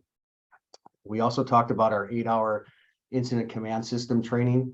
Dr. Pinnell and staff from our emergency services division got together and created a post-certified incident command training of our own. We wanted to start with something that was relative to our TEACS training, and I can get into that a little later. We ended up with an 8-hour course, got that post-certified. We started that first class here in October, on October 7th, 13 command staff members attended. The second class was on October 21st, another 13, for a total of 26. There's 2 additional classes scheduled before December. The goal is to have approximately 55 command staff trained by the end of the year, and we'll resume those classes in January of 23. Regarding the Hydra training, we had meetings with Emergency Services Division. They have agreed to take over that training. They're working with the vendor to get the software updated. And that training for Hydra will, and again, that is a incident command system type training where it's scenario based, well, classroom scenario based, where they're in a classroom and the situation compounds. And when they handle one situation, it morphs into other situations immediately where they have to address that. We're hoping to start that training in January as we finish off the CTFO and hopefully most of the 8-hour ICS class by the end of January. Again, we talked about the TEACS training. That's the training that's provided on a federal level at the Texas A&M campus, where you're brought together with first responders from all around the country. There's a team of 50 that go to this campus, and they have a very large training facility there, and you're part of what they call an incident management team, and you're learning for 4 days the beginning of how all that works for incident management, and you're working with all these partners from around the country, and again, they're infusing different situations into that training as you go. And by the end, it's a full-on hardcore scenario-based training on that fourth day that really the time goes by really quick because you're really moving through it and you're learning all the different components of the ICS. So far, we've had 47 command staff that have attended. We have 17 additional command staff that are scheduled to attend. And mind you that TEACS training occurs one time per month, and they're guaranteeing us 2 spots in each of those classes.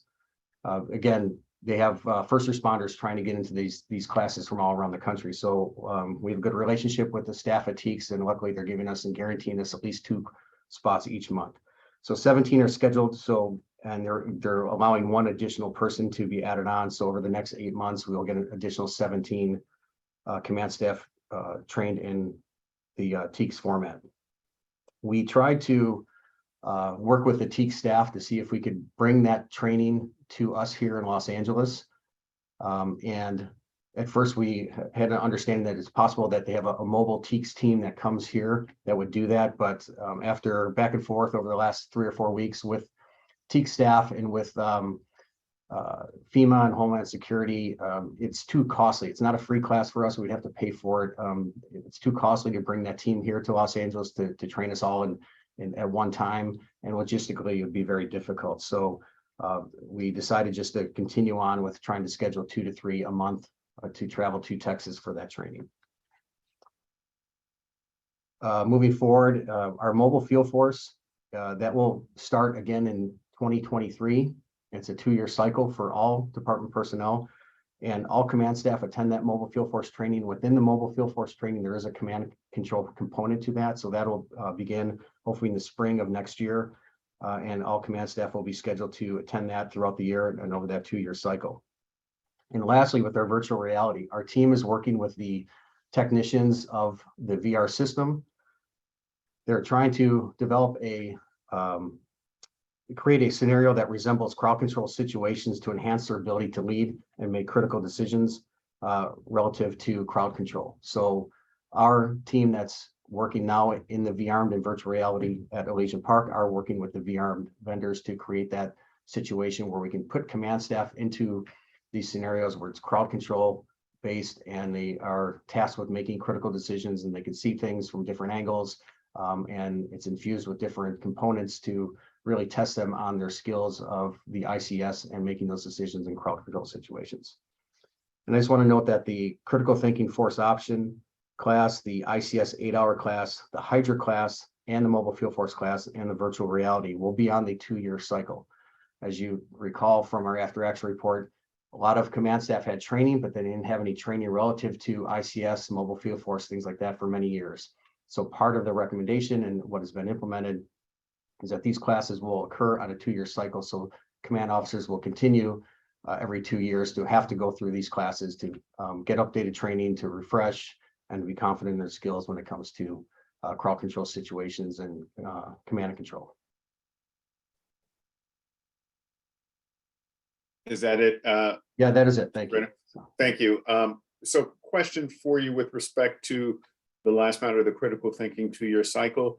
Can you explain more how that works? I mean, for example, you take all, 120 command officers within a 3-month period, and they have to complete the course within that time frame. Is that how it works? Say January through March of any given year, and that's it, or is it spread out? How does it work exactly? It could be spread out depending on the training demands. There's 112 command officers at this time. For example, if let's say by the end of the year, we're at roughly 112 that are trained, that'll start the 2-year cycle. And then our in-service training staff will map that out over 2 years to schedule when that's going to occur. We could do it all at once, in a sense, in 2 or 3 months and try to get everybody done again, or it could be spread out over the 2-year calendar. But as long as they're going through within that 2-year period, again, from let's say January 1st of 2023, they have 2 years to get through that class again to make sure that they're getting a refresher. It'd be nice to put it all together at one time, but as you know, Commissioner, sometimes other training comes in and takes precedent over that. We have to get the department through. So we don't want to overwhelm the training staff, and we want to make sure we can do it efficiently as we schedule it out over the 2 years. what happens when members of the command staff say, oh, something more pressing came along and I can't attend the time period that I was slotted to attend? What do we do about follow-up for that individual or individuals? So after, for example, in our general staff, we had this discussion with all our staff members that it was imperative that they attend the training, unless, for example, there's you have to go to court or they're on a board of rights, something that's takes more priority over the training. At the end of the training day, our staff emails me with those who attended, a list of the names of those who attended and those who did not, and that is forwarded to their directors and their supervision to ensure that they are scheduled for the next class. So they don't just continue to have a reason not to attend. And we've been very, very productive with that. As you can see, having 80 command staff trained since August in just 2 or 3 short months here is a fantastic goal that we've achieved here, especially with command staff scheduling and the demands that we have on command staff. I think we've done very well with that. So they've been complying. There's been no shows. Most people have a legitimate reason for not showing, but then they go to the makeup class and have gone through it. Great. Thank you, Chief Reyna. Commissioner Bonner, any questions? No, thank you. Commissioner Kalante, any questions? I don't have a question, but I do have a request.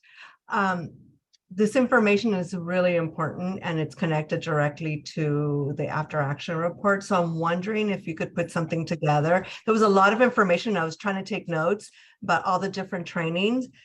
What I'm interested in is seeing how each of these connects to the after action report and maybe the goals in meeting your goals in meeting those objectives in the after action report and how these connect. If you could do that, there's no rush, but I think it's really important for us to have some sort of understanding in how you're meeting the after action report goals with these trainings, and then maybe a little bit of each of the trainings. There was a lot of information and I was trying. Sure. Absolutely. We can put that together. I can break down each training, what it entails, what the goals of the training are for command staff, because each training is different, what we're trying to get for command staff compared to officers. I can give you the numbers, the schedule going out. Yeah, absolutely. We can put that together for you. Thank you. Thanks, Commissioner Kalante. Commissioner Decker. No questions? Sorry, my microphone got stuck. Thank you.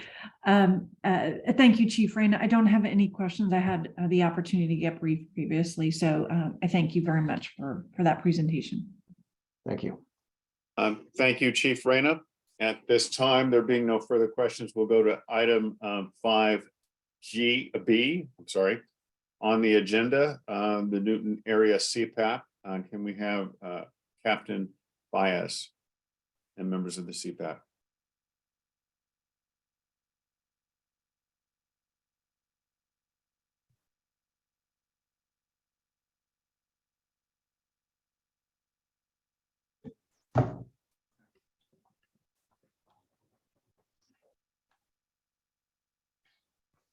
All right, we're on. Okay.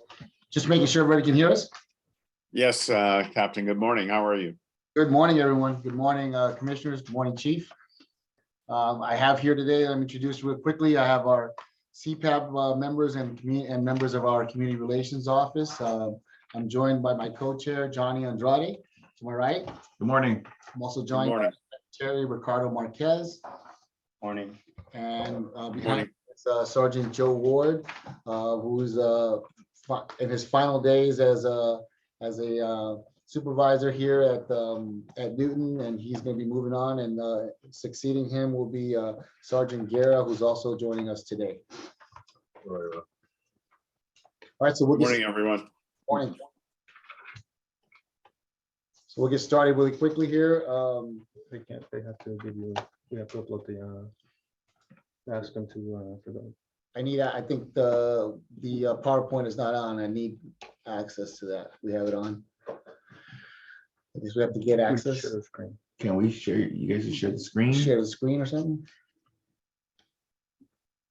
Let's get access. we need to get access to share the screen. Yeah, can you all share the screen? Allow us to share your screen so we could go ahead and stream the presentation. Yes, you do have access to share your screen. There we go. Perfect. Can everybody see it? Yes, we can see it now. So hard on this. I want you to see it. Okay, all right. All right, so.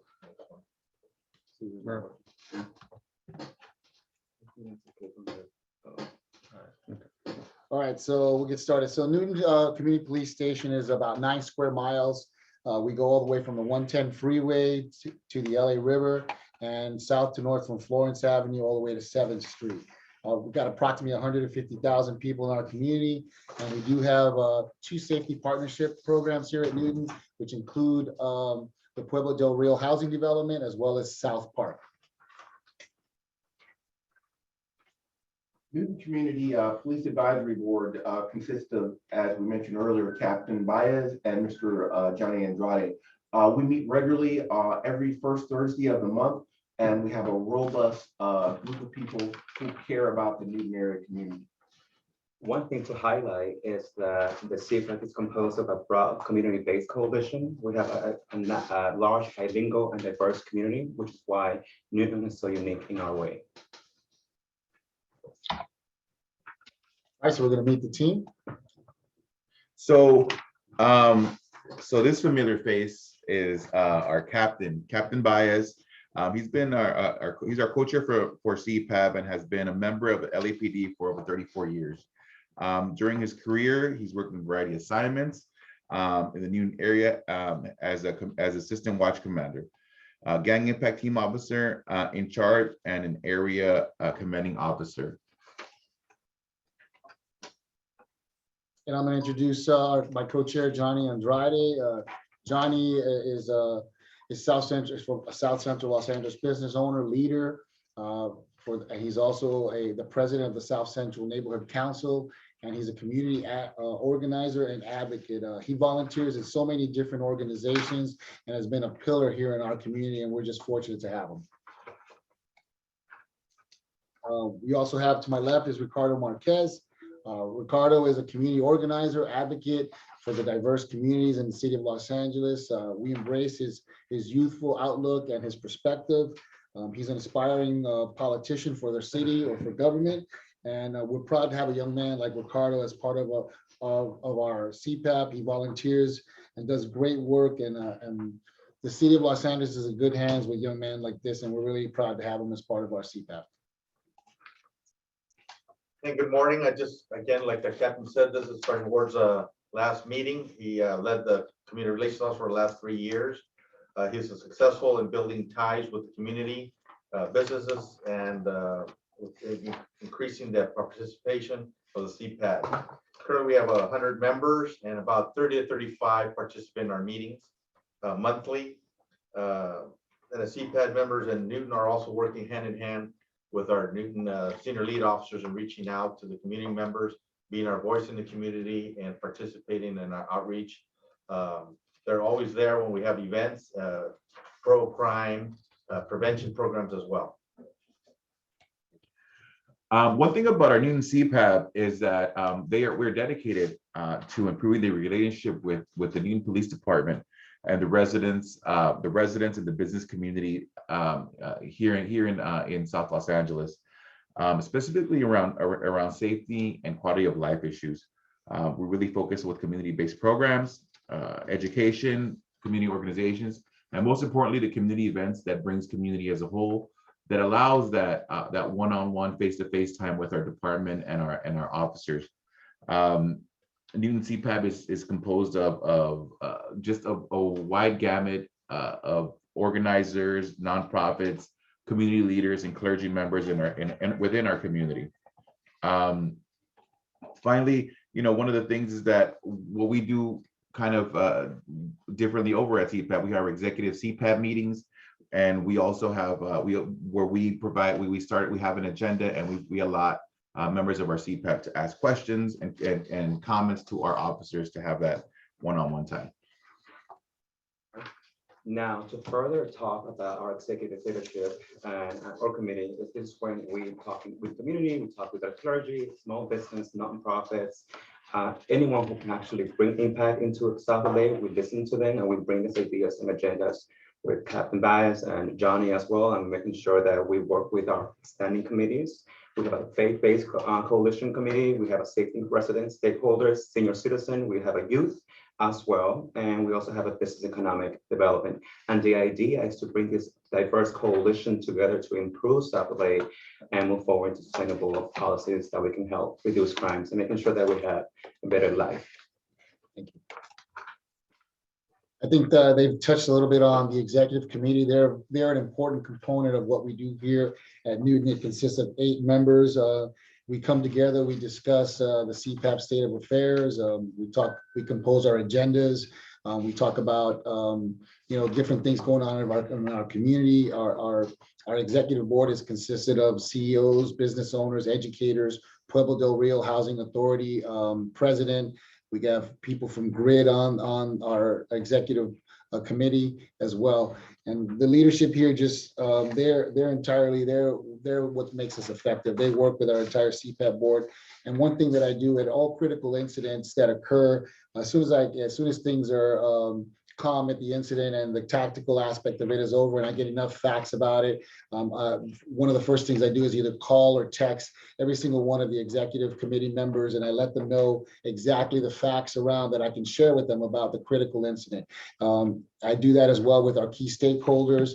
And this is an important component because it allows us to be transparent, and it also plays into making sure that there's no misinformation going out throughout this community. A lot of misinformation goes out sometimes during critical incidents, and I just want to make sure that that doesn't happen. And they're a critical component and piece to ensuring that within our community.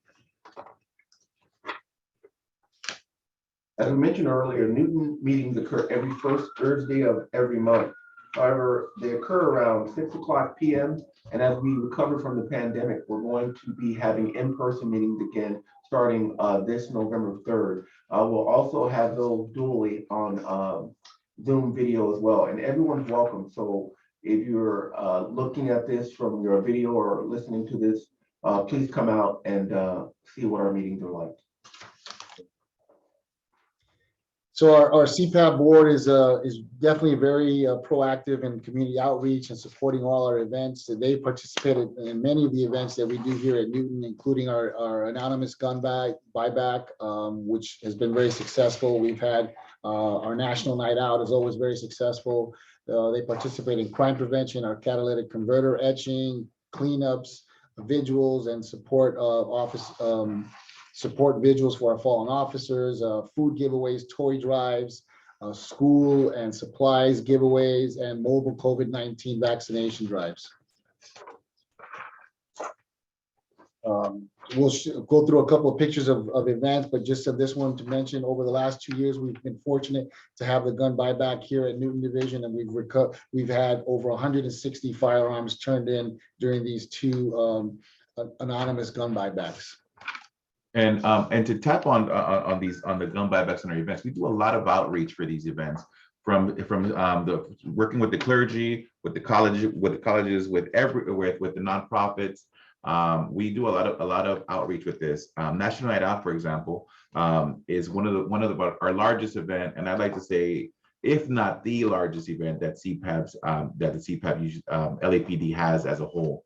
We had over 350, 400 members of the community come out and enjoy a night out. What it exactly is, a night out with officers, meeting their senior lead officers, enjoying lucha libre, enjoying some dancing, food that the officers put together alongside with the CPAP members. They cook for the community, and we just have a great time. And this all couldn't be done without a team effort of the organizations that also come out and provide information and resources to the community. And one of the things is that it happens in the trenches. It happens within in a space that's in the dead middle of Newton, highly trafficked, and open to everyone. So one of the things that we've been doing here is crime prevention. One of the things that's been very effective in reaching out to the community is the etching. We were fortunate that US Tow, our official police garage, obtained a etching device and has been helping us. We just had an event October 17th. We had 30 to 35 vehicles show up there.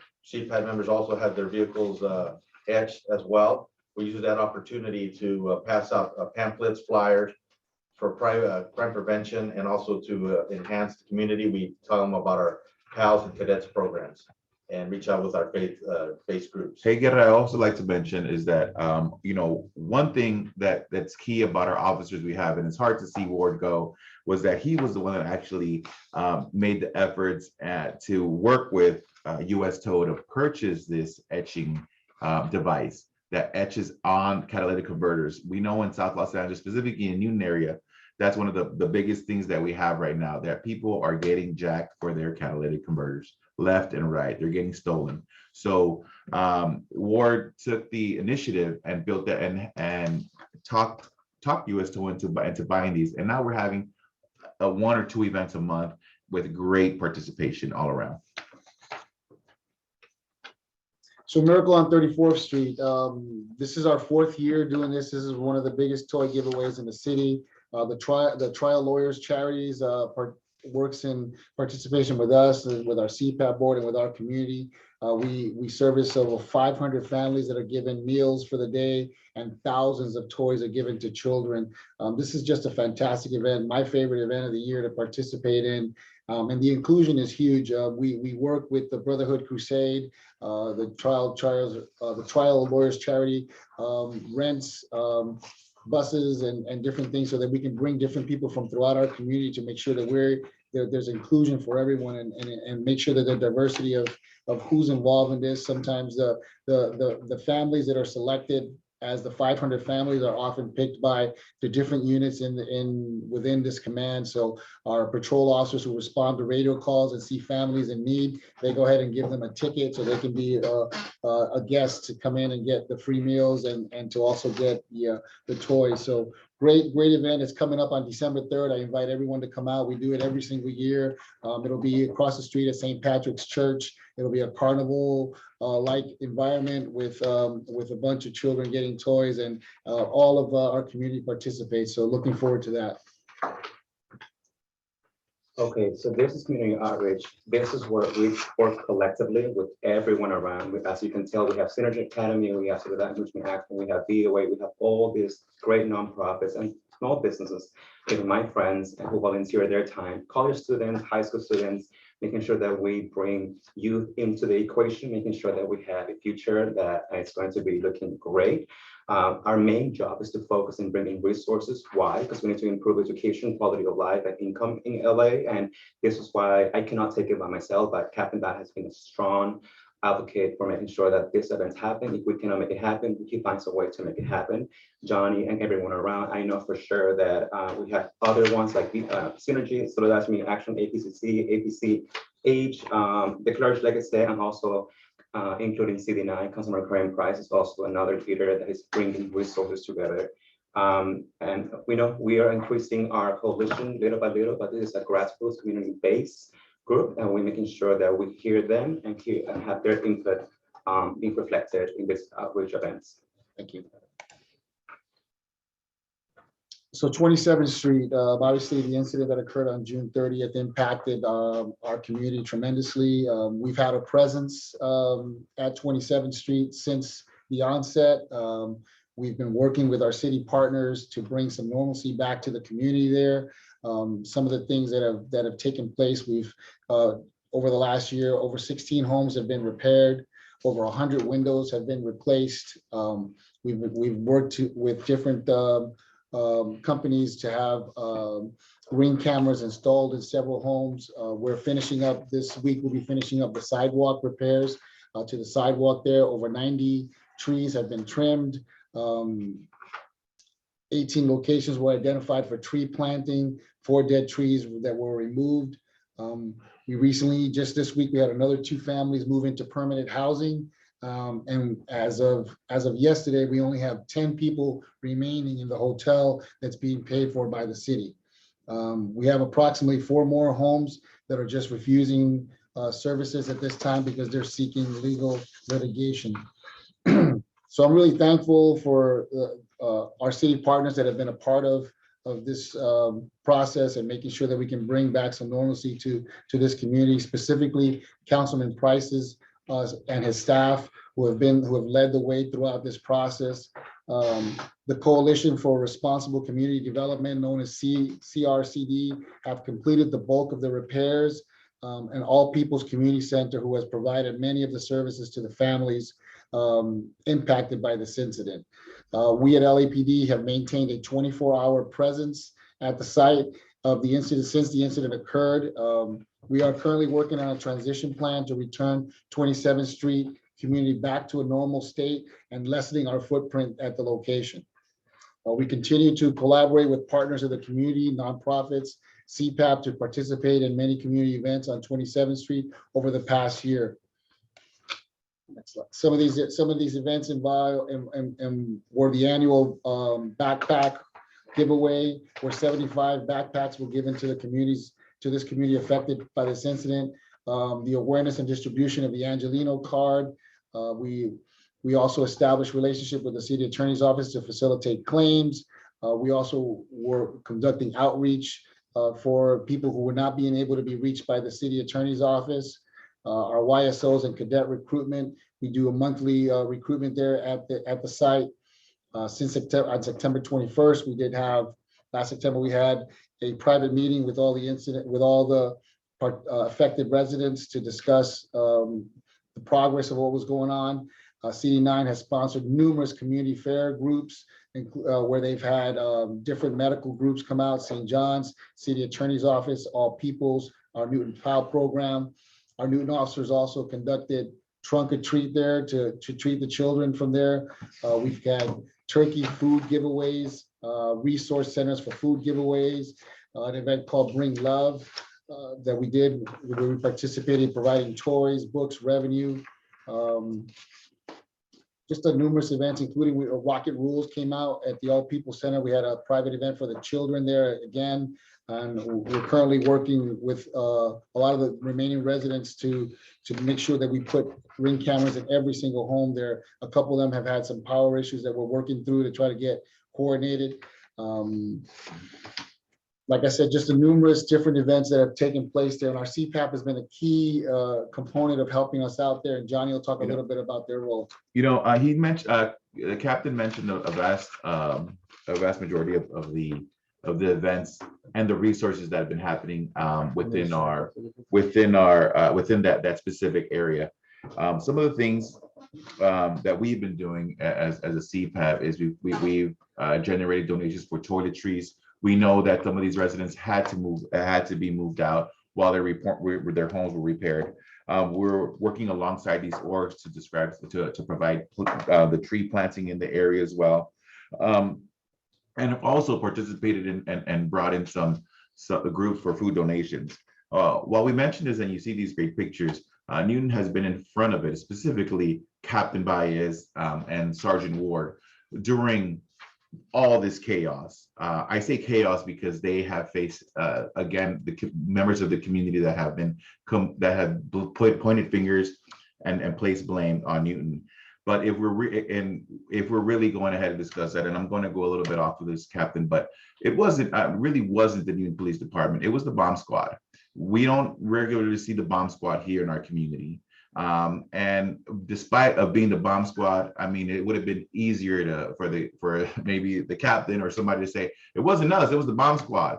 But this shows and reflects his leadership and teamwork. You know, we're all in or all out. Kind of was the way that he looked at the situation. So thank you, Captain, for being, as a member of the community, being part of these forums, providing the community with the space to voice their opinions, both negative, positive, and really negative. You know, he was there in the face and took the brunt of all that.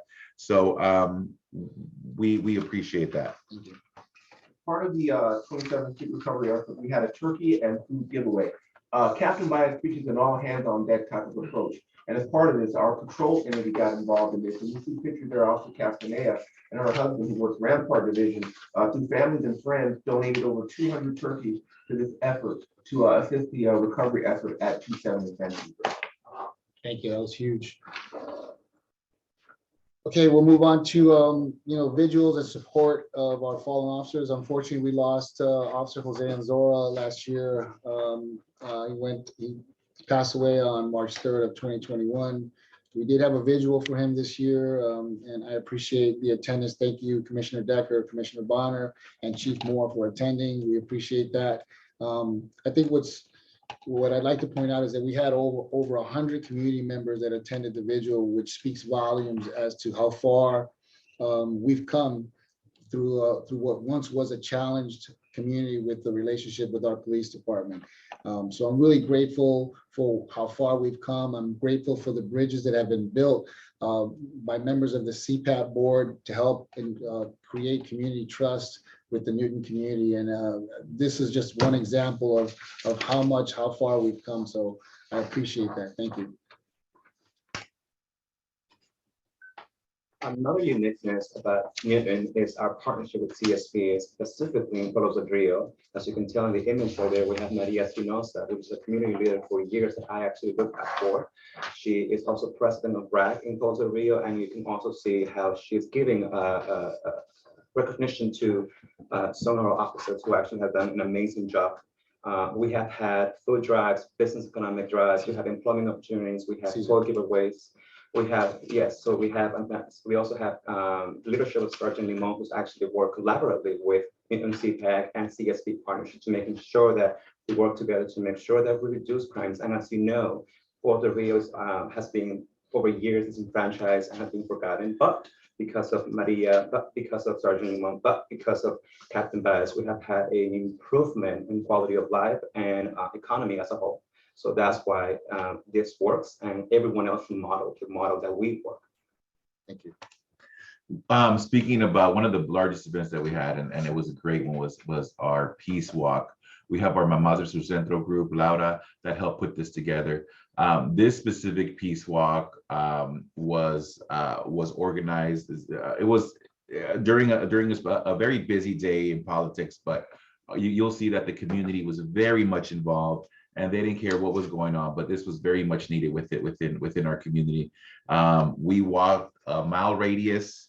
We went from 51st to South Park. We went around. What is that? The Wetlands Park. So yeah, we did a lot, and really promoting peace and encouraging members of the community to come out. And we took advantage of doing outreach and recruiting folks and inviting them to our CPAP meetings during this specific event. So Christmas in July, another event that came up this year, was the first time we did it. It was a hit. We went down the street in a sled with Santa Claus dressed in summer clothes. And this was a great concept that was thought of by our senior lead officer, Tony Hurtado, and Officer Deemer. They helped come up with donations of over 1,000 sports balls that we had, and those were passed out through our community to the youth in our community to help keep them active, help keep them involved in recreational activity, and really huge success. And we look forward to trying to do this every year from now on. So a great event. I know a lot of media coverage covered it, and I'm sure you got to see it, but we look forward to having this again this upcoming year. Our turkey giveaway for last year, we worked in collaboration with the United States Army. So the photos you see there are active duty Army service members as well as reserve service members. In collaboration with them, we were able to give over 400 turkey and dinners away to the Newton area community.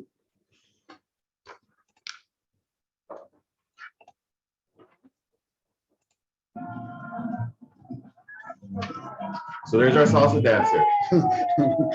And he's giving classes on Thursdays. By now. Well, that concludes our meeting. We're open to any questions. Thank you for going through that with us. And I appreciate these guys really tremendously. The work that is being done here by CPAP just paramount to what we need to do to get this community and the quality of life better here. Thank you, Captain Baez, Johnny, Ricardo, all the members of CPAP. I mean, the energy and passion that you have for your community, and having public safety there, and the quality of life for the citizens there is just so evident. And not only your presentation today, which was great, by the way, thank you very much. And I really appreciated that last slide. So I'll come take lessons when you're ready, Captain. But you know, it just speaks to the level of community involvement and how we re-engage with citizens and come together, you know, as a city to make it safer for everyone. And on behalf of the commission, I just want to say thank you. Look, I know that Newton is faced with a lot of challenges. You know, we see the numbers, but you're doing the hard work to regain the trust and to help bring down you know, levels of crime that disrupt everyone in our city and in your community in particular. So I just want to say that it's really appreciated. At this time, I'm going to ask whether or not any of our fellow commissioners have questions. Commissioner Kalanche. I will keep it brief. Thank you so much for the presentation. I really did appreciate all the reporting on the building bridges between law enforcement and community. I wanted to ask Johnny and Ricardo. I know that one of the hardest things to do is to connect law enforcement with young people that don't necessarily have a lot of relationships with police. So I'm wondering like how you're able to do that and how you're able to connect like the organizing community also with law enforcement. I'll take a stab at it, Ricardo. Personally, I was born and raised in this area, still live in the area. With Newton is my police department. I take a human approach. Growing up, I was raised here in the 80s. Yeah, in the 80s, here in the area, and it's a completely different department from the 80s, from what it was in the 80s to now. You know, my background is nonprofit, so I mean, we were able to connect with the executive directors and speak to them on the new leadership that's here, and let them know that you know, they speak the language, they understand the area, they've been here just as long as we have. You know, I think that helps break down barriers and really supports organizations, residents, and you know, they're doing a great job meeting with the young folk, with the youth. So it helps galvanize relationships with the community as a whole. That's what Captain Baez is doing, and he really pushes forward on all of us. As you can see, you know, we're still here. I appreciate that. And actually, I'm going to follow up and maybe come down and visit again. I want to, yeah. So thank you so much for all the hard work. Thank you, ma'am.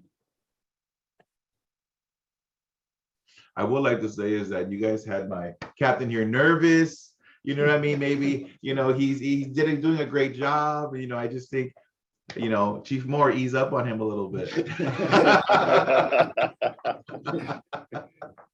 This was a great presentation, Captain Baez.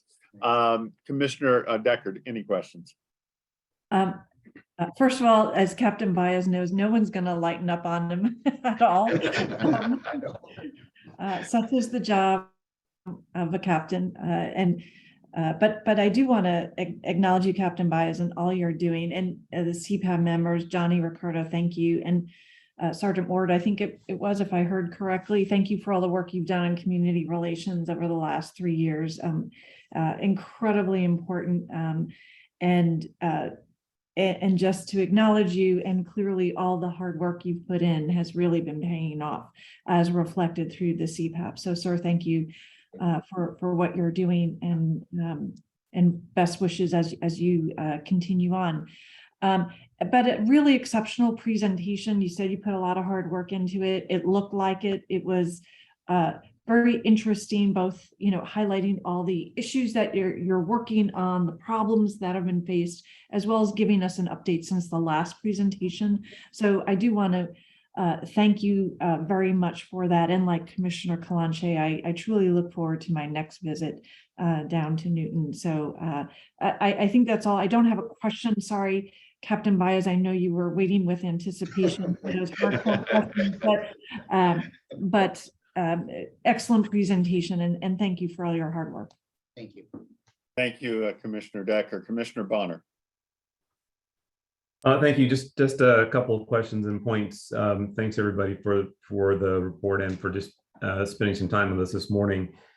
Captain, you mentioned the Anzora remembrance, and I would just say that I expected to see the line of officers, sworn personnel that were there to pay their respects and show support. But I was not expecting to see the level of community support that you mentioned, and that was noted there as well. And so that spoke volumes, I think, just to see that, and it appeared to be relatively organic and sincere show of support for the work that you're doing. So I just wanted to mention that.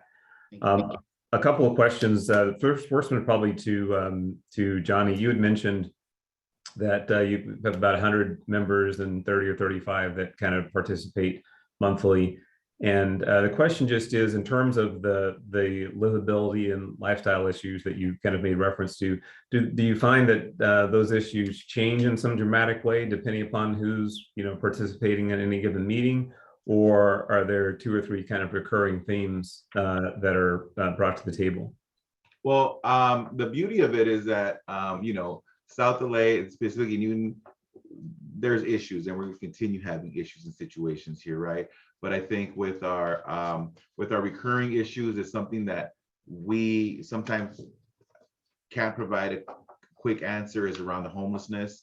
Another one is the extensive the graffiti, and of course, one thing that we've been catching on a lot is our young people getting their chain snatched or their cell phone stolen. So those are some of the recurring, I guess, issues that have been popping up. But one thing about our CPAB is that we open it up. I know we're going to get sometimes uncomfortable questions. We're going to get we get that, and we have I always tell Ward that, man, I appreciate you, because regardless of how this question gets asked, or if it's a yelling, screaming, he sits there and takes it, smiles, and answers it. So I think that's something. He's a bigger man than I am when he does that. Appreciate that. Also, a quick question, Captain, for you. You mentioned on the 27th Street incident that you've had this 24-hour presence there. Question one is that at the community's request, and what kinds of services or engagement does that typically involve? So we decided to make sure that the community was safe. Obviously, the environment there was, I guess, it was an environment where we could have seen more crime happen. We wanted to make sure that we were avoiding crime from happening. So we did have 24-hour security basically there. But our officers are more than security. They're involved in community engagement. They're walking footbeats along the 27th Street. Initially, there was a lot of rubble there and things like that, and a lot of community members couldn't get their garbage cans out. Officers were assisting in whatever they could. In addition to our officers that are assigned there, our senior lead officers also come in there, and they talk with the community, try to find out what needs we can provide. We had our mobile truck, van there, so that people could come in and make reports, different things like that.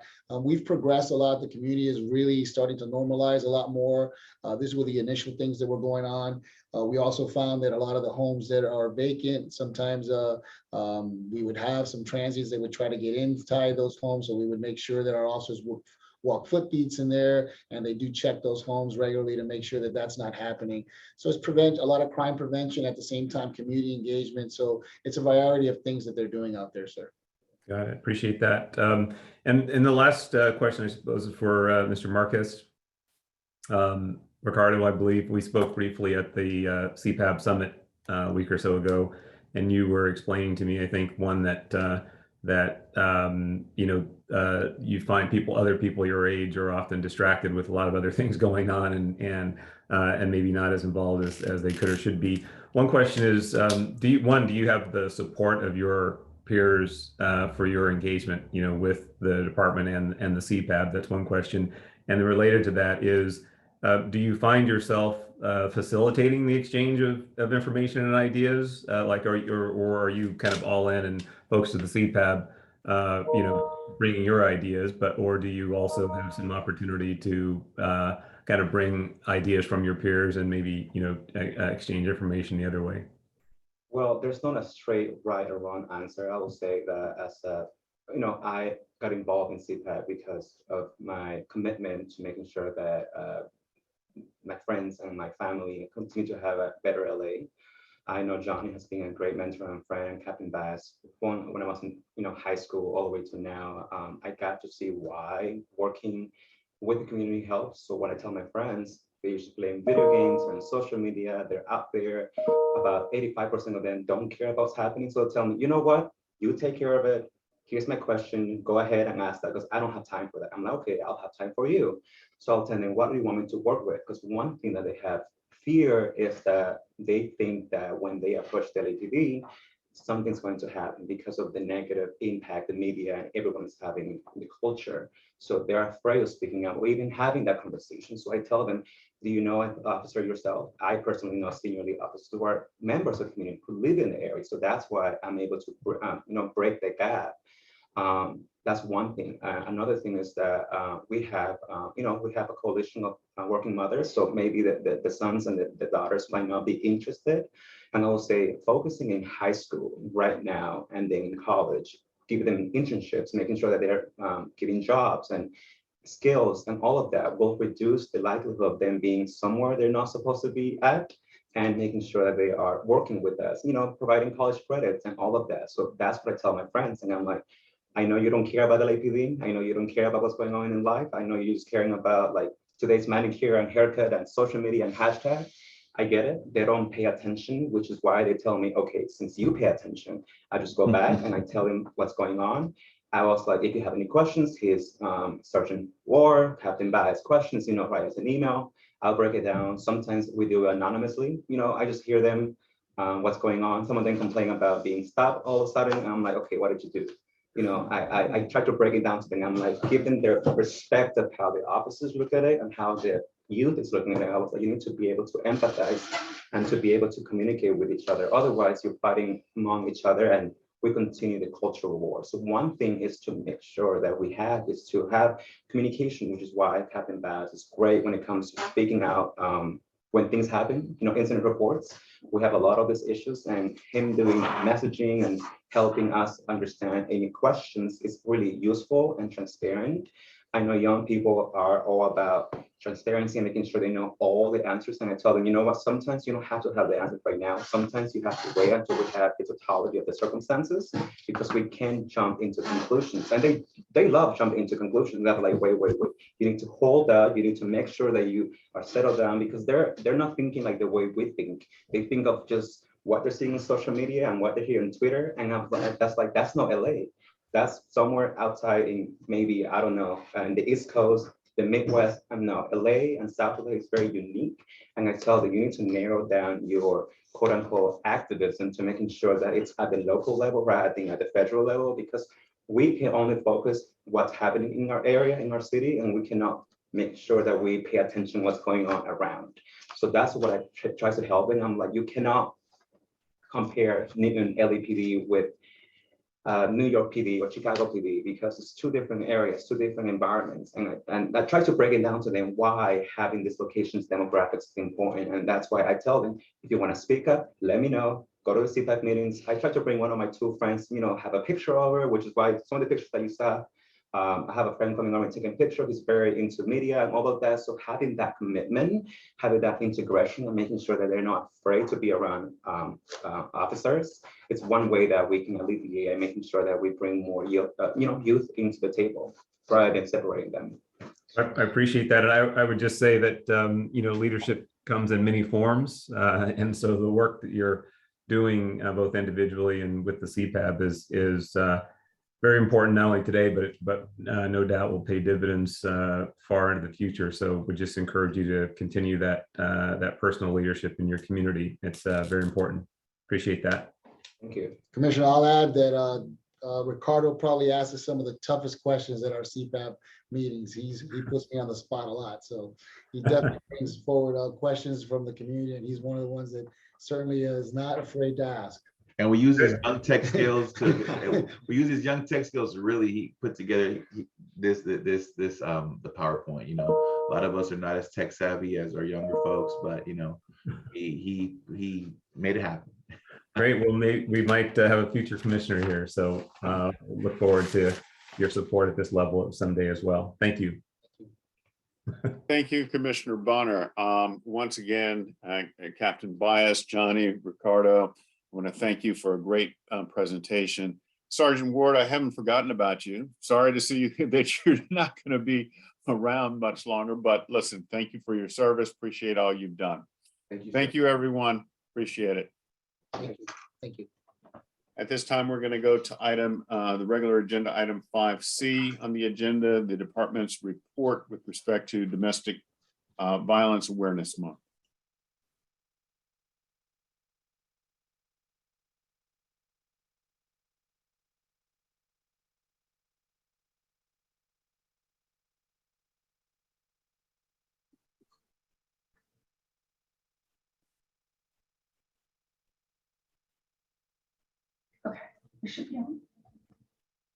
Good morning. Good morning, Chief Pitcher. How are you today? I am very good. Yourself, sir? I'm well. And who are you joined with? I am joined with the department's domestic violence coordinator, Detective Marie Sadanaga, who is here to walk you through the domestic violence awareness presentation as requested, as well as provide you with a couple of updates as to what the department will be doing in regards to domestic violence in the coming months. So with that being said, sir, I'm going to turn it over to Detective Sadanaga. Thank you. Please proceed. Thank you, sir. And I'm hoping I was able to share my screen and you can all see the PowerPoint. Yes, we can see it. Thanks. Okay, good. Well, thank you so much for inviting me, and I should be joined soon by our DART 77th Officer John Calzada and the advocate Paul Chung. But I'll start talking until their point. I just wanted to go over a few of the things we've done this month for Domestic Violence Awareness Month. We started it off. We had a 2-day virtual training that was put on by the Training Institute of Strangulation Prevention out of San Diego. We were very fortunate to get them, and it was an amazing training. We had almost 140 attendees, including our officers and detectives and just people from other fields, prosecutors, forensic nurses, family law attorneys. Everyone was really excited by the training and the information that they were able to receive. We were also able to host our 2-day training for the lethality assessment program pilot. I know this time last year we discussed the pilot. We finally have that training and we'll be starting it on November 1st in Central, Northeast, and 77th. And then on October 3rd, we hosted the Outstanding Service to Domestic Violence Victims Awards in partnership with the Mayor's Office of Public Safety. That's always a really nice event to recognize people that have gone above and beyond, and also all of our DART officers and advocates, and seeing everyone in person this year after 2 years was really wonderful. And it was very nice. Chief Moore, Chief Pitcher, Chief Labrada were all able to make it and show their support. And something I didn't add on here, but that we're continuing to do are our monthly domestic violence advocacy meetings. I know our advocates really enjoy that time to talk with the department and each other on trends that they're seeing. I'd like to thank Commissioner Decker, who joins us whenever she is available. I know she has a busy schedule, but they all really appreciate her making those calls. And one last thing that occurred during the month, the 99-cent store reached out and they wanted to donate some backpacks for survivors and their children, for those, you know, that need to leave their homes and don't have everything that they need on hand. So they're donating a few hundred bags. They'll be ready in early December, and we'll pass those out to all of our service providers so that they can give them to survivors and their families. And just to give you a snapshot of what the statistics look like for this year, we have noticed that our calls for service that are related to domestic violence are starting to go down again. They had gone up in 2021, and we're kind of going back to that 2020 number. Our crimes, the intimate partner violence, are staying about the same. No real change in either the aggravated assaults or simple assaults. And then so far, domestic violence homicides, we have 11 this year compared to the 22 last year. So it looks like hopefully we'll have less this year than last year. And before the presentation from our DART officer and advocate, I know you probably all know this, but just to go over again, and for anyone that's interested about our domestic abuse response team, it is a specifically assigned officer at each division that is partnered with a domestic violence advocate, and they work 10-hour shifts, 4 days a week, and they go out to the scene of a domestic violence call. We let each area choose what days and hours that's going to be depending on when their crimes and calls are happening. We call those the peak hours.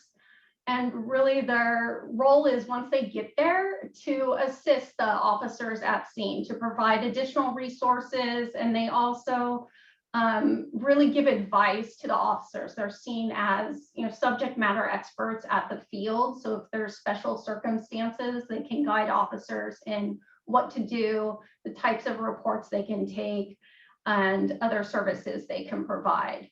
And then if DART is not available and cannot respond, then all of our officers do tell victims about the service provider that we're partnered with, and that they can be contacted in a few days by an advocate. And if they consent to that, they fill out a form and give that to the DART officer. And I just put this up here because I always feel that some people don't know, and it's always amazing to look at, that we've been doing DART since 1994. It started in Van Nuys with the Domestic Abuse Center. And when that area saw the success of the program and the benefits it gave, it just started expanding to other divisions. So we had 77 partner with Project Peacemakers in 1997, and Northeast partnered with Peace Over Violence in 2014. And then in 2015 is when we were finally able to go citywide with support from the mayor's office and additional funding. So now we just started in July 1st, our 8th year of being citywide, and looking forward to continuing that.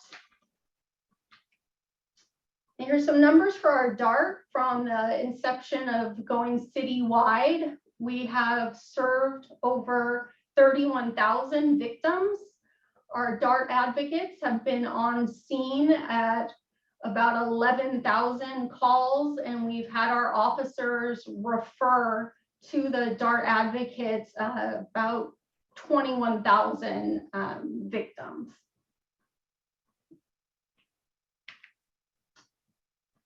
And now I'm hoping I will be joined by our 77th area DART car officer, John Calzada and Paul Jung. Hi, Marie, can you hear me?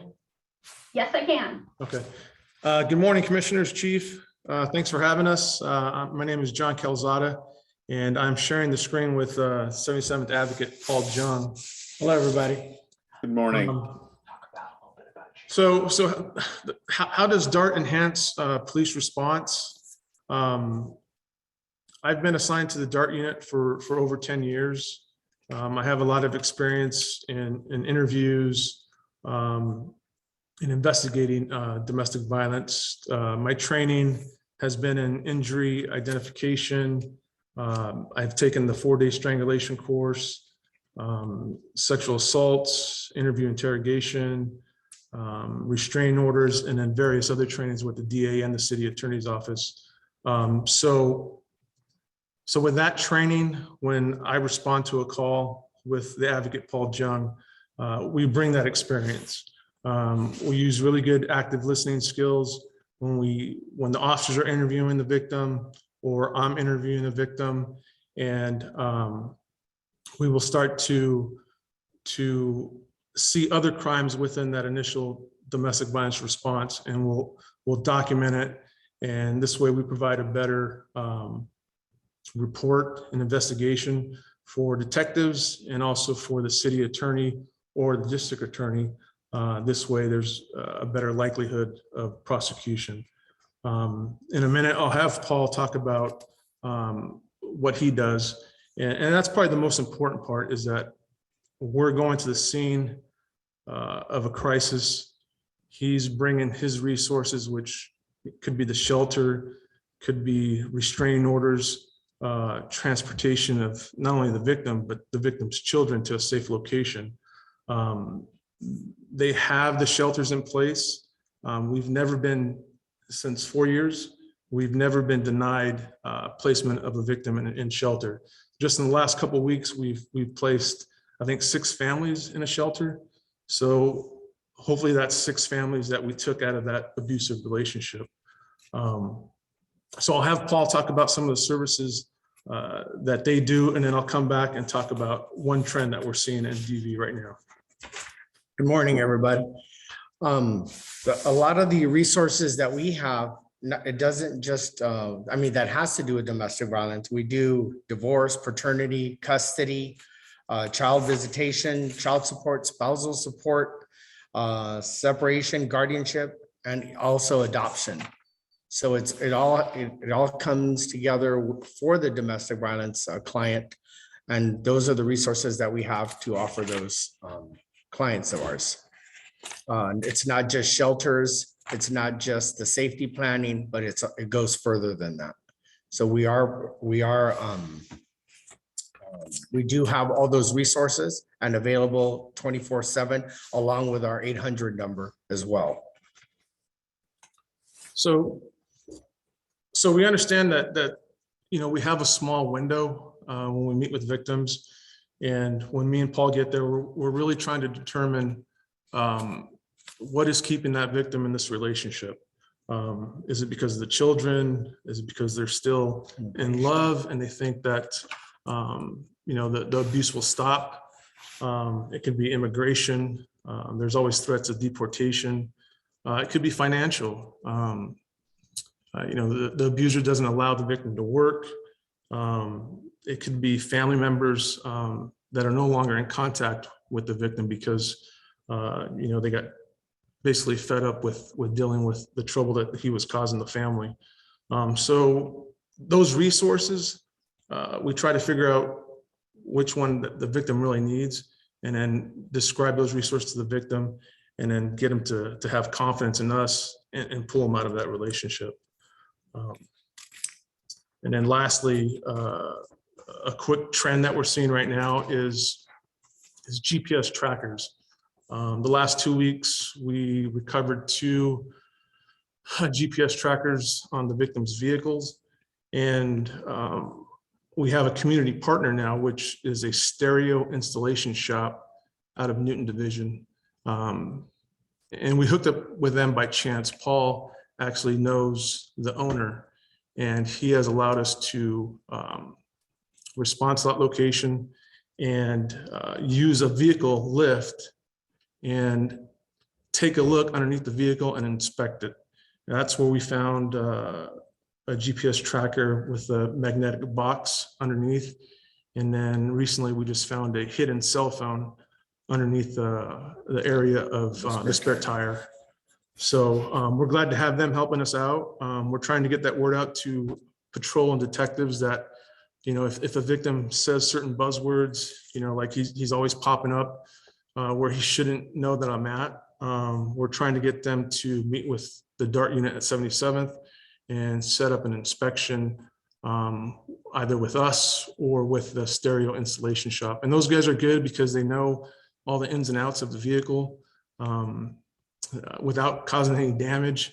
And they actually install GPS systems themselves. So they know where they're going to put them and going to hide them. And it's a good resource for us here at 77th.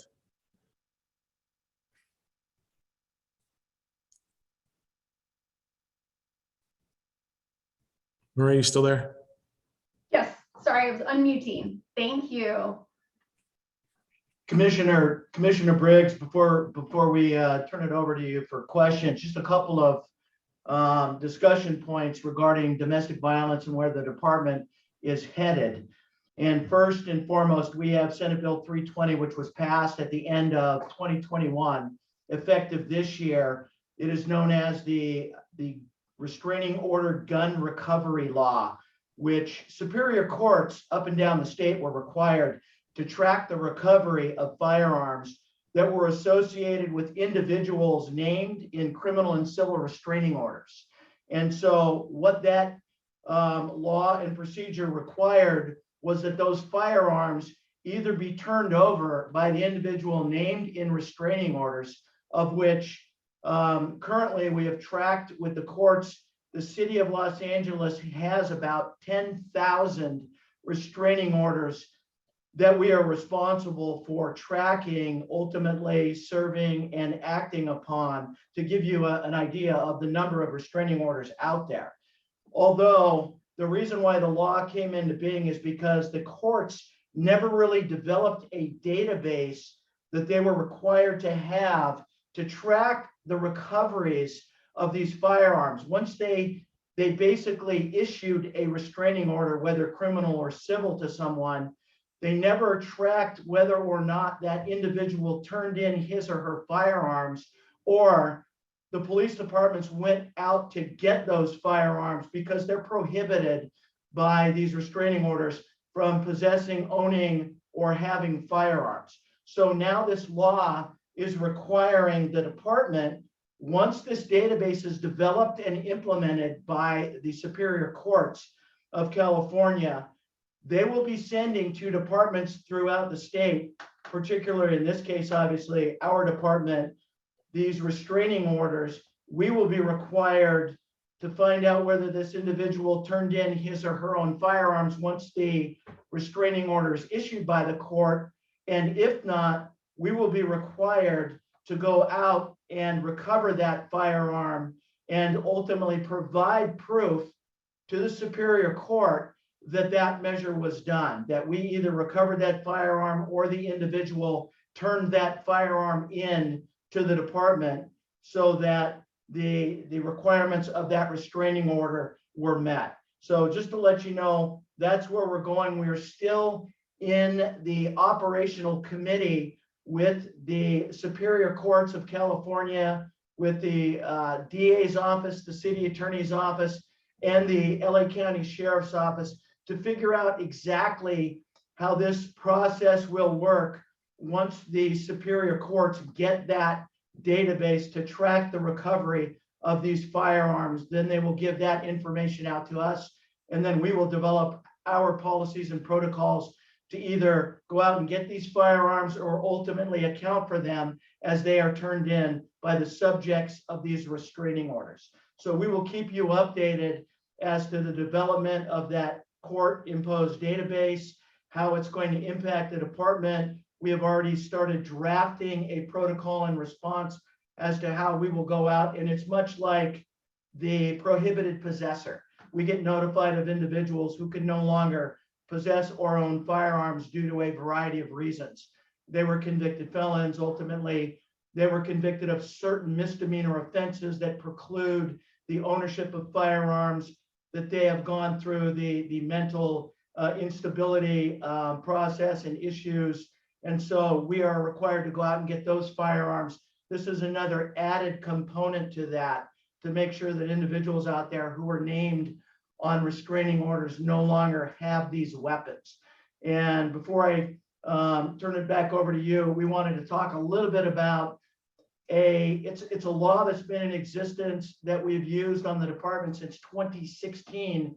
It's a very effective tool that we are trying to get back in use. It's called a gun violence restraining order. And it is a process that a field officer, when they go out into the field on a radio call, has certain requirements and abilities to recover these firearms in an interim period while awaiting further processing by the city attorney's office and potentially the restriction of firearms by an individual we come into contact with from a period of 1 to 5 years, and also sitting on that with the department and helping us develop that is Carlos De La Guerra. But I'm going to turn that over very quickly to talk about it. Is our coordinator is going to be Detective Sadanaga. So Marie?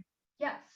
So on the gun violence restraining order, we've just completed a lot of resources for our officers to just remind them about this tool that is very effective.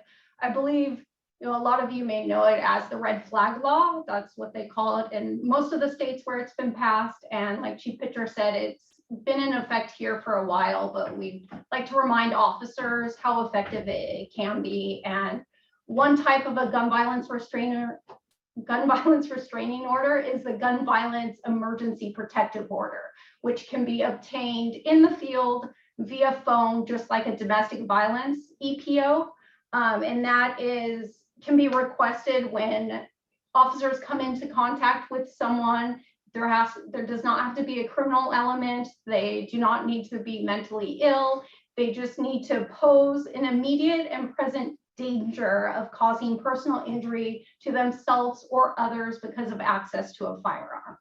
And we are fortunate now to have a designated city attorney out of general counsel's office that can assist with following up on these, because they are civil orders. So we have to go to family court for the future hearing dates. But some of the things, the resources coming out are a flow chart, because it can get a bit confusing with all the steps to it. Pocket resource guide card for the officers.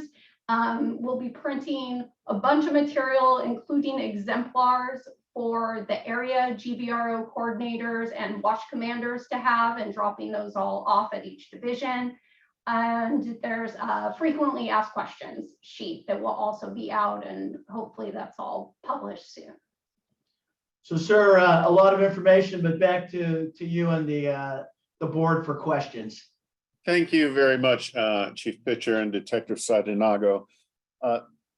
My question concerns the Senate bill that you just discussed, Chief. Has that been signed into law yet? It has, yes. So, my understanding of restraining orders, if an individual goes into court and applies for a restraining order, and they indicate that someone has a gun, typically the order that comes out is that that individual has to turn in the weapon, that they cannot have the weapon. That paperwork, that particular order, is filed with an agency, with a law enforcement agency, whether it's the LA County Sheriff's or whether it's the Los Angeles Police Department. So that information is already captured, as I understand it, in your database, or should be, because that's one of the steps with respect to a restraining order, is that the order itself has been lodged with a law enforcement agency. So I'm not sure why there's a hang up in law enforcement not knowing that there's a restraining order that exists with an individual who someone has already attested to, says they have a weapon. The court has now said that person shouldn't have the weapon. What is the disconnect here? Because I'm sensing a disconnect here that already seems to be part of the system. So, sir, the majority of the disconnect, if I can clarify a little bit more, is with the courts, that they never knew that these guns were being taken into custody or not. They never followed up with the law enforcement agencies after issuing these temporary or permanent restraining orders, they never had a mechanism to which they would receive feedback from the law enforcement agencies across the state that these guns were either taken into custody by the department, ultimately turned over, or sold as required to a federal firearms licensed dealer. So what this database and tracking system at the court level will now require is that they send out to us, we go get the guns, and now we are required to report back to them to close the loop, to Okay. say that these guns were either found, sold, couldn't be found, or recovered. Got it. Now I understand. So it's a reporting requirement on whatever law enforcement agency receives the actual order to the court itself. And so that Yes, the sir. court can track that data when the subsequent hearings come up. Okay. Yes, sir. Thanks for that clarification. Now I'm about to display my ignorance because you both mentioned at the top of the meeting something about attending a prevention of strangulation. Can you expand on that? What is that training for, and who's it given to? Most importantly, I mean, I saw the list that you had there, but if it's about domestic violence, I would imagine that this would certainly be helpful as a public service announcement to a lot of people, you know, just around the city. But can you explain this? Yes, sir. So the TISP, the organization, they are out of San Diego and very well known. It's really it's a fancy title for saying they teach the importance of how to identify and investigate and even prosecute strangulation cases that occur in a domestic intimate partner relationship. So they found the importance. It's former prosecutors, a medical examiner, and advocates that create this group, and they intend to do the training for basically everyone. So that's why we opened it up as a multidisciplinary training, because we wanted all these people we work with in the domestic violence field here in Los Angeles to get the training and see the importance, and especially for our officers, you know, when responding to a domestic violence call,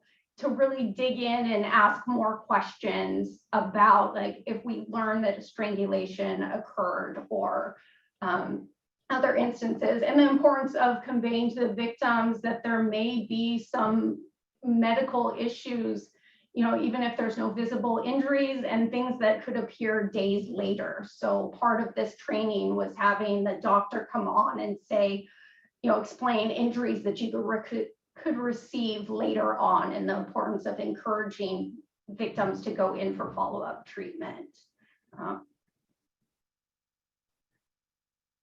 Oh, sorry, you're muted. Thank you very much, Detective. Commissioner Decker, any questions? Yes, thank you, Commissioner Briggs. Well, first, let me begin, Detective. Well, to everybody, really a terrific presentation. Thank you very much. Detective, I do want to acknowledge you and your work. Thank you in particular for those monthly meetings that you have organized and held throughout the pandemic to allow all the providers to get together to share the issues they were facing, and how you tried to problem solve all those issues. That's not just important every day, but particularly during the pandemic, that was critical to the service providers and ensuring that they were able to provide assistance to victims of domestic violence during the pandemic. So thank you very much for all of your tremendous efforts. And to the DART team, I've been on a ride along, and I will say you do tremendous work. It is truly a calling, and I thank you for what you do and your dedication to it. I am not sure which of you my question is directed to, so perhaps I'll let you. I'm interested and concerned about the funding for the DART teams, and in particular for the providers that go out on calls. And I do know it is citywide, and the city put a great effort into doing that. I recall that effort greatly. But my question is related to, as I understand it, there are still limited hours that they are able to be deployed and to be utilized. And their hours try to correspond with high volumes of calls, but these things are always unpredictable, right? And so my question is, now that you've had a number of years where it's citywide, I wonder if another effort should be undertaken to provide even more funding to allow their services to be available, for them to be out on calls a greater portion of the time. So detective, not sure if that's for you or for the DART team, or both. Both. Well, the funding is all through the mayor's office. I can say, and whenever I've been asked if I think it should expand, I think it should be, but it is the funding. So if we could somehow, I'll advocate for the mayor's office to find extra funding, it would be amazing. It would be helpful to know, detective, it's citywide, but what are the, I don't know what the right term is. What are the hours that they are able to work, or is there standard hours, or what's the formula currently? No, it's to do an analysis, to have our CAD units for each division find out when the calls are happening. And I think, for some of the areas they choose, like you said, they'll choose the 4 days, the 10 hours, but they also notice that there's actually 6 days that have really high volume calls. So if they were able to have another officer or call, they could then expand it to cover all those days. And are you able, oh, sorry, Chief, if you want to interject, but my next question was going to be, are you able to provide the data to support an increase? I can work on that. Yes. So if I could, Detective, thank you for your presentation, very informative. What percentage of domestic violence calls is DART able to handle today? Much like our mental health calls that we handle about 30%. My estimation is on domestic violence calls, you're probably handling 20%. And then everything else follows up. I do know that the DART provider follows up with calls that the DART team's not available for, but you on first end or the on-scene support, when the initial officers are there, what would be your estimation citywide would be the handling rate? And if you don't have that, that's where that's where this is driving at. We'd have to determine that exactly, but we'd say it is about 20%. So I would welcome receiving data about the percentage of calls that can be covered. I mean, we all know these are very dangerous calls for officers to go out on. For the officers, we know that there's a lot of children and families involved. And as the DART officers explained earlier, just in the last few weeks, placing 6 families. I mean, those are 6 families now in a protected environment. So I'd welcome seeing the statistics on how many of the calls are able to be covered. And if you can do a deeper dive too, in terms of each division, it would be helpful to know, not that there's a pocket of money everybody has laying around to do this, but much like the citywide effort was an effort to increase the level of service, there could be an opportunity to increase the level of service to the next level before, getting to all 100% of the calls. And it would just be good to have statistics that would support that increase, and if so, where? Commissioner, we'll work on that analysis for you and get it over to you through the chief of police. Thank you, Chief Pitcher, and I'm sorry, sir, to not have acknowledged you as well there. I apologize. When you're in a conference room, you may not realize this. You turn up to be very, very tiny on the screen. So, my apologies to you, Chief Pitcher. I do want to acknowledge your efforts in this area as well, sir. Thank you. Thank you. Thanks, Commissioner Decker. Commissioner Kalanche. Commissioner Bonner. Thank you. Just two quick questions. One is going back to the gun restraining orders. You may have mentioned, but do you have some sense of the proportion or percentage of domestic violence incidents that involve a firearm versus someone going hands-on, so to speak? Not off the top of my head. I'm sorry. I have that information that I can find, but Yeah, but that's fine. You can send it, but it's a knowable. I presume that somebody does or has done or does research. Yes, sir. yes. That kind of, okay. So that's one thing, and then the other is beyond the restraining orders.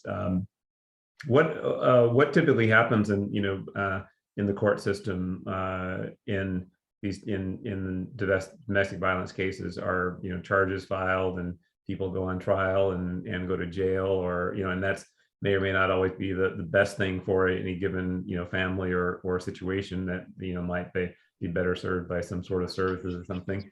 But what is that? And maybe it's a hodgepodge. I don't know. But what is that? What's the part of this look like in the court system?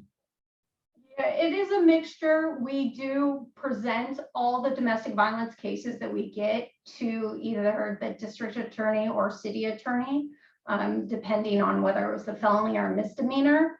And then those that can be prosecuted, we leave it up to the prosecutors whether they want to file or not. I can say from what I've heard in talking with most of our DART officers and detectives that a lot of the cases, especially if it's a first time offense, it gets sent to the city attorney's office for misdemeanor consideration.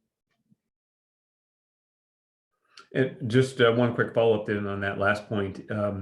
Is there, my memory kind of suggests that someone who's prone to domestic violence is that it's rarely a one-time kind of thing. But what comment would you have on that regard? Are you seeing people who are kind of repeat offenders through the system and repeat calls for service, or are there situations where you have some one-time experience and never are called to be involved again? We see a mixture. There are the repeat offenders, and we do have our areas will track that and hone in and try to give extra services on that. But there's also, the victims we encounter that it's taken them a while before they even want to call. And once we go out, they tell us about all the prior incidents that have happened, and they had not wanted to report them to police. I also know, just because, like you said, this does happen a lot in the relationship, that it takes about six or seven times for someone to report it before they finally leave the relationship. So, what we do see is a lot of people that have had several incidents occur. I think, Commissioner, one thing to add to your point is the lethality assessment program, which is now going to be giving training to the officers in 3 areas. And they will go over every time they're dispatched to a domestic violence call or where their call is inappropriate. They have a series of questions to ask the domestic violence victim, and ultimately they score it. And if it reaches a certain score, that shows that there is a greater propensity for violence and or potential lethality to the victim. And they make immediate contact with a shelter to move that victim out of harm's way based on the results of that screening form, where the officers ask that victim the question, and ultimately they're put into immediate contact with that domestic violence advocate that talks them through the situation, overcomes some of the obstacles, and ultimately moves that victim out of harm's way. So this is another effort that the department is jumping into. It's been very successful in numerous states around the country, and I think it's going to be very successful here as the officers roll it out and use it. It's going to make that victim more aware of the potential for violence and ultimately move them out of harm's way more quickly. Well, I appreciate that. I would just close. I recall reading somewhere, I think, a report from an FBI analyst, I believe, who was pointing out that as concerned as people are with street crime, that the overwhelming majority of crimes occur in the home, and that are, and many of them are unreported, whether it's a push or a shove or a grab by a parent or child, a spouse, whatever it is, that it's an area that is still, ripe for research and further efforts to really eradicate. So I appreciate the steadfastness, if you will, and the continued efforts, and we'll look forward to hopefully hearing about some continued progress in future reports. Thank you. Thank you, Commissioner Bonner. I do want to thank the members of the DART team that were present today for their presentation, and thank you for your work out there. It's definitely needed because this is one of those types of crimes that often go unreported, unfortunately. And we've all seen the consequences of that, and even the repeat offenders. Detective Sadanaga, thank you very much. Chief Pitcher, thank you too for this report. We definitely will bring you back next year because we want to hear about the progress that you've made as well. Thank you. Thank you, sir. At this time, we're going to go to item 5D on the agenda, the department's report on officer-involved shooting incidents between January to June of 2022. I believe we have Captain Williams coming forth. I'm here. Good afternoon, commissioners. Good afternoon, Captain Williams. Okay, so the City Council Public Safety Committee has directed the department to provide them on a biannual basis an accounting of officer-involved shootings that occurred during the 6-month reporting period, to include a brief description of the incident. The report you have before you today is the department's response for the first 6 months of 2022. As of today, none of these cases has been adjudicated. Therefore, the amount of information we can provide is limited. However, each entry does contain basic information regarding the circumstances that led to the officer-involved shooting. I'd like to take just a minute to summarize the contents of this report and provide the commission with some basic statistical comparisons. Again, this report lists each officer-involved shooting incident that occurred between January 1st, 2022 and June 30th, 2022. It's of note that there were 15 such incidents during that period compared to 19 during the same time period in 2021. 10 of the 15 incidents resulted in the subject of force being struck by gunfire, and the other 5 resulted in no hits. That is compared to 15 hits and 4 no-hit officer-involved shootings during that time period in 2021. 9 of the 15 incidents began with a radio call. 5 were officer-initiated incidents, and 1 incident occurred while the officer was off duty. 3 incidents involved the subject perceived to be suffering from mental illness, and 2 involved unhoused individuals. And those statistics were both decreases from the same time period in 2021. So with that, commissioners, I'm happy to answer any questions you may have about this report to the best of my ability. Thank you, Captain. Are there any questions from any of the commissioners for the captain? Commissioner Decker? I mean, I'll just say generally, I'm not, because we're going to be adjudicating these matters, I don't feel personally very comfortable asking any further questions. I recognize they're not all, it does not include all the categorical uses of force, but at the same time, I think I don't feel comfortable, but thank you. Commissioner Bonner? Yes, one question. I noted and you in the report and also in your comments that you mentioned, for example, the number of hits and no hits and so on. But I also noted that there wasn't a column in this report relative to the number that resulted in fatalities. And I don't know if that was, and I assume that's because it wasn't part of the request, but that's really the question is whether the scope of the council's request expressed any interest in the number of fatalities. I don't believe that was part of the request. I mean, I have that data I can provide to you if you'd like. Yeah, if you have it, I know I try to compile it from the various reports that we get every week, but just on this, while we're here right now, what does it look like relative to the numbers that are reported here? Yeah, so for, again, this is just for the time period January 1 through June 30th, but of the 15 officer-involved shootings, 5 of them were fatal. When you compare that to 2021 and the 19 officer-involved shootings, there were 7 fatalities associated with them. Appreciate it. Okay. All right, thank you. Thank you, Commissioner Bonner. Commissioner Kalanche. Yes, thanks. Just wanted to find out a little bit more context. What was the purpose of the request? Do we know, Chief, or they just wanted information, or was there any context? It came from the Public Safety Committee of City Council. Chief, maybe you have some additional details as to how that came about.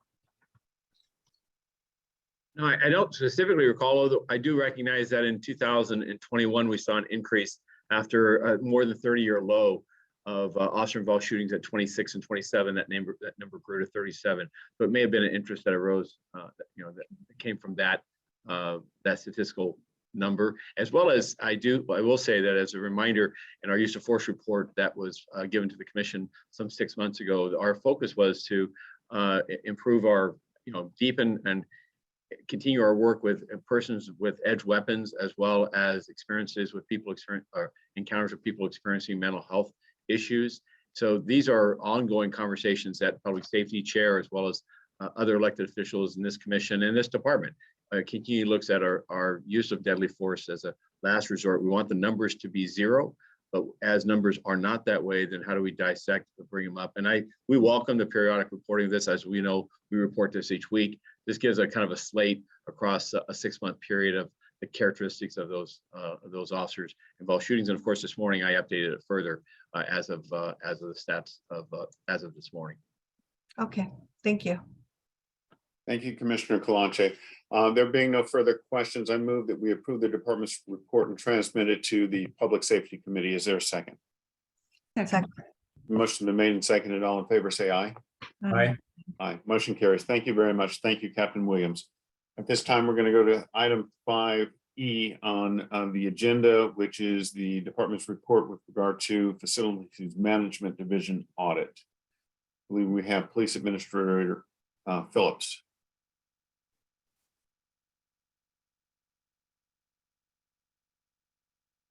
Yes, good afternoon, Commissioners, Chief Moore and Mr. Smith. You hear me okay? Yes, we can. Okay, excellent. My name is Jeffrey Phillips, and I am the commanding officer overseeing Facilities Management Division. Now, Facilities Management Division is in the unique position of serving as a liaison between the department and other city partners, and working towards addressing maintenance issues, capital improvement projects, and working towards addressing as well as sustainability efforts in accordance with the mayor's directives. Facilities Management Division handles approximately 75 facilities for the department, and we work closely with the Department of General Services. Now, with regard to the audit conducted by Audit Division, and looking at a couple of objectives, and specifically objective number 2, key control audits. These audits were in fact not performed by Facilities Management Division, given the ubiquitous challenges that were faced with the pandemic commencing in 2020. Facilities Management Division personnel were tasked with completely new and uncharted territory in ensuring the health and safety of department personnel. And this included coordinating over 1,300 disinfecting service calls, installing signage and barriers at various front counters.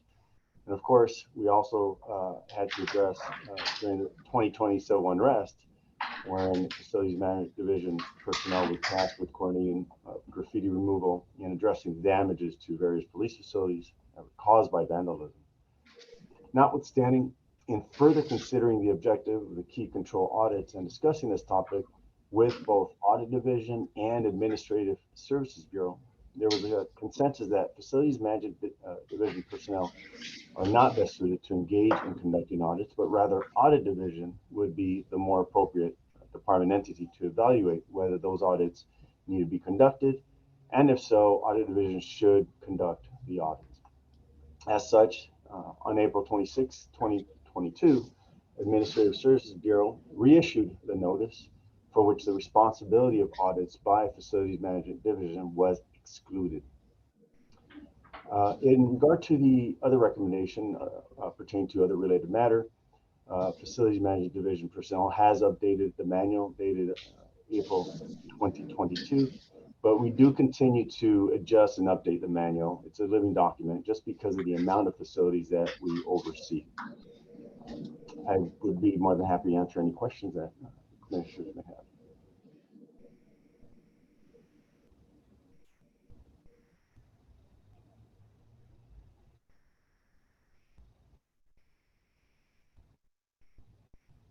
Sorry about that. I was muted. I have said, thank you very much for the report. Let me start with Commissioner Bonner. Commissioner Bonner, any questions? No, thank you. Commissioner Decker, any questions? Commissioner Clanche, any questions? Well, thank you everyone for your report. I move that we approve the department's report. Is there a second? Second. Motion's been made and seconded, and all in favor say aye. Aye. Aye. Motion carries. Thank you, everyone. At this time, we're going to go into closed session, which will begin at 1 o'clock. Thank you, everyone. See you there. The Board of Police Commissioners will now recess into closed session to discuss agenda items 6A1 and 6A2 in accordance with Government Code 54957.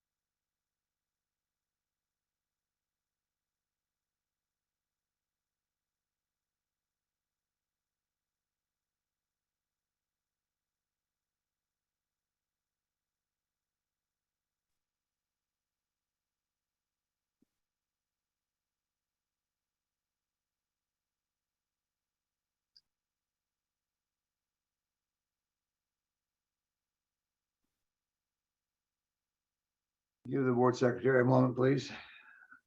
Absolutely.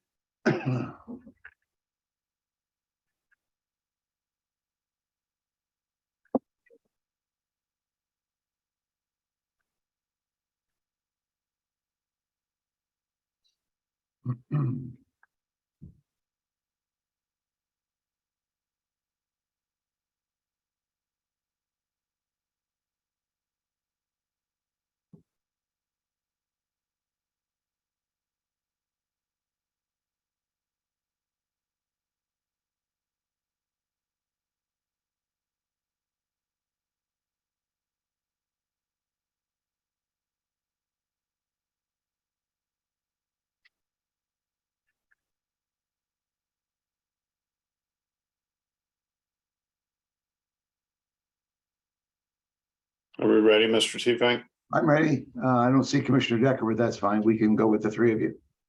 Okay, she's present. She was on it a There moment she ago. is. Very good. I'm sorry. I apologize. Yes, the commission's concluded its work in closed session related to item 6A1. Officer involved shooting animal number 062-21.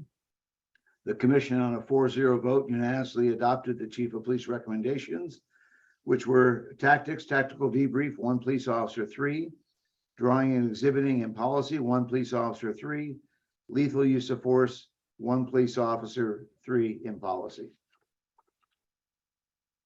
Relates to item 6A2, officer involved shooting 063-21. Commission on a 4-0 vote adopted the recommendations of the chief of police. Tactical debrief, 1 sergeant 1, administrative disapproval, 1 police officer 3, and 5 police officer 2s. Excuse me. Drawing, exhibiting in policy, 1 police officer 3, 4 police officer 2s.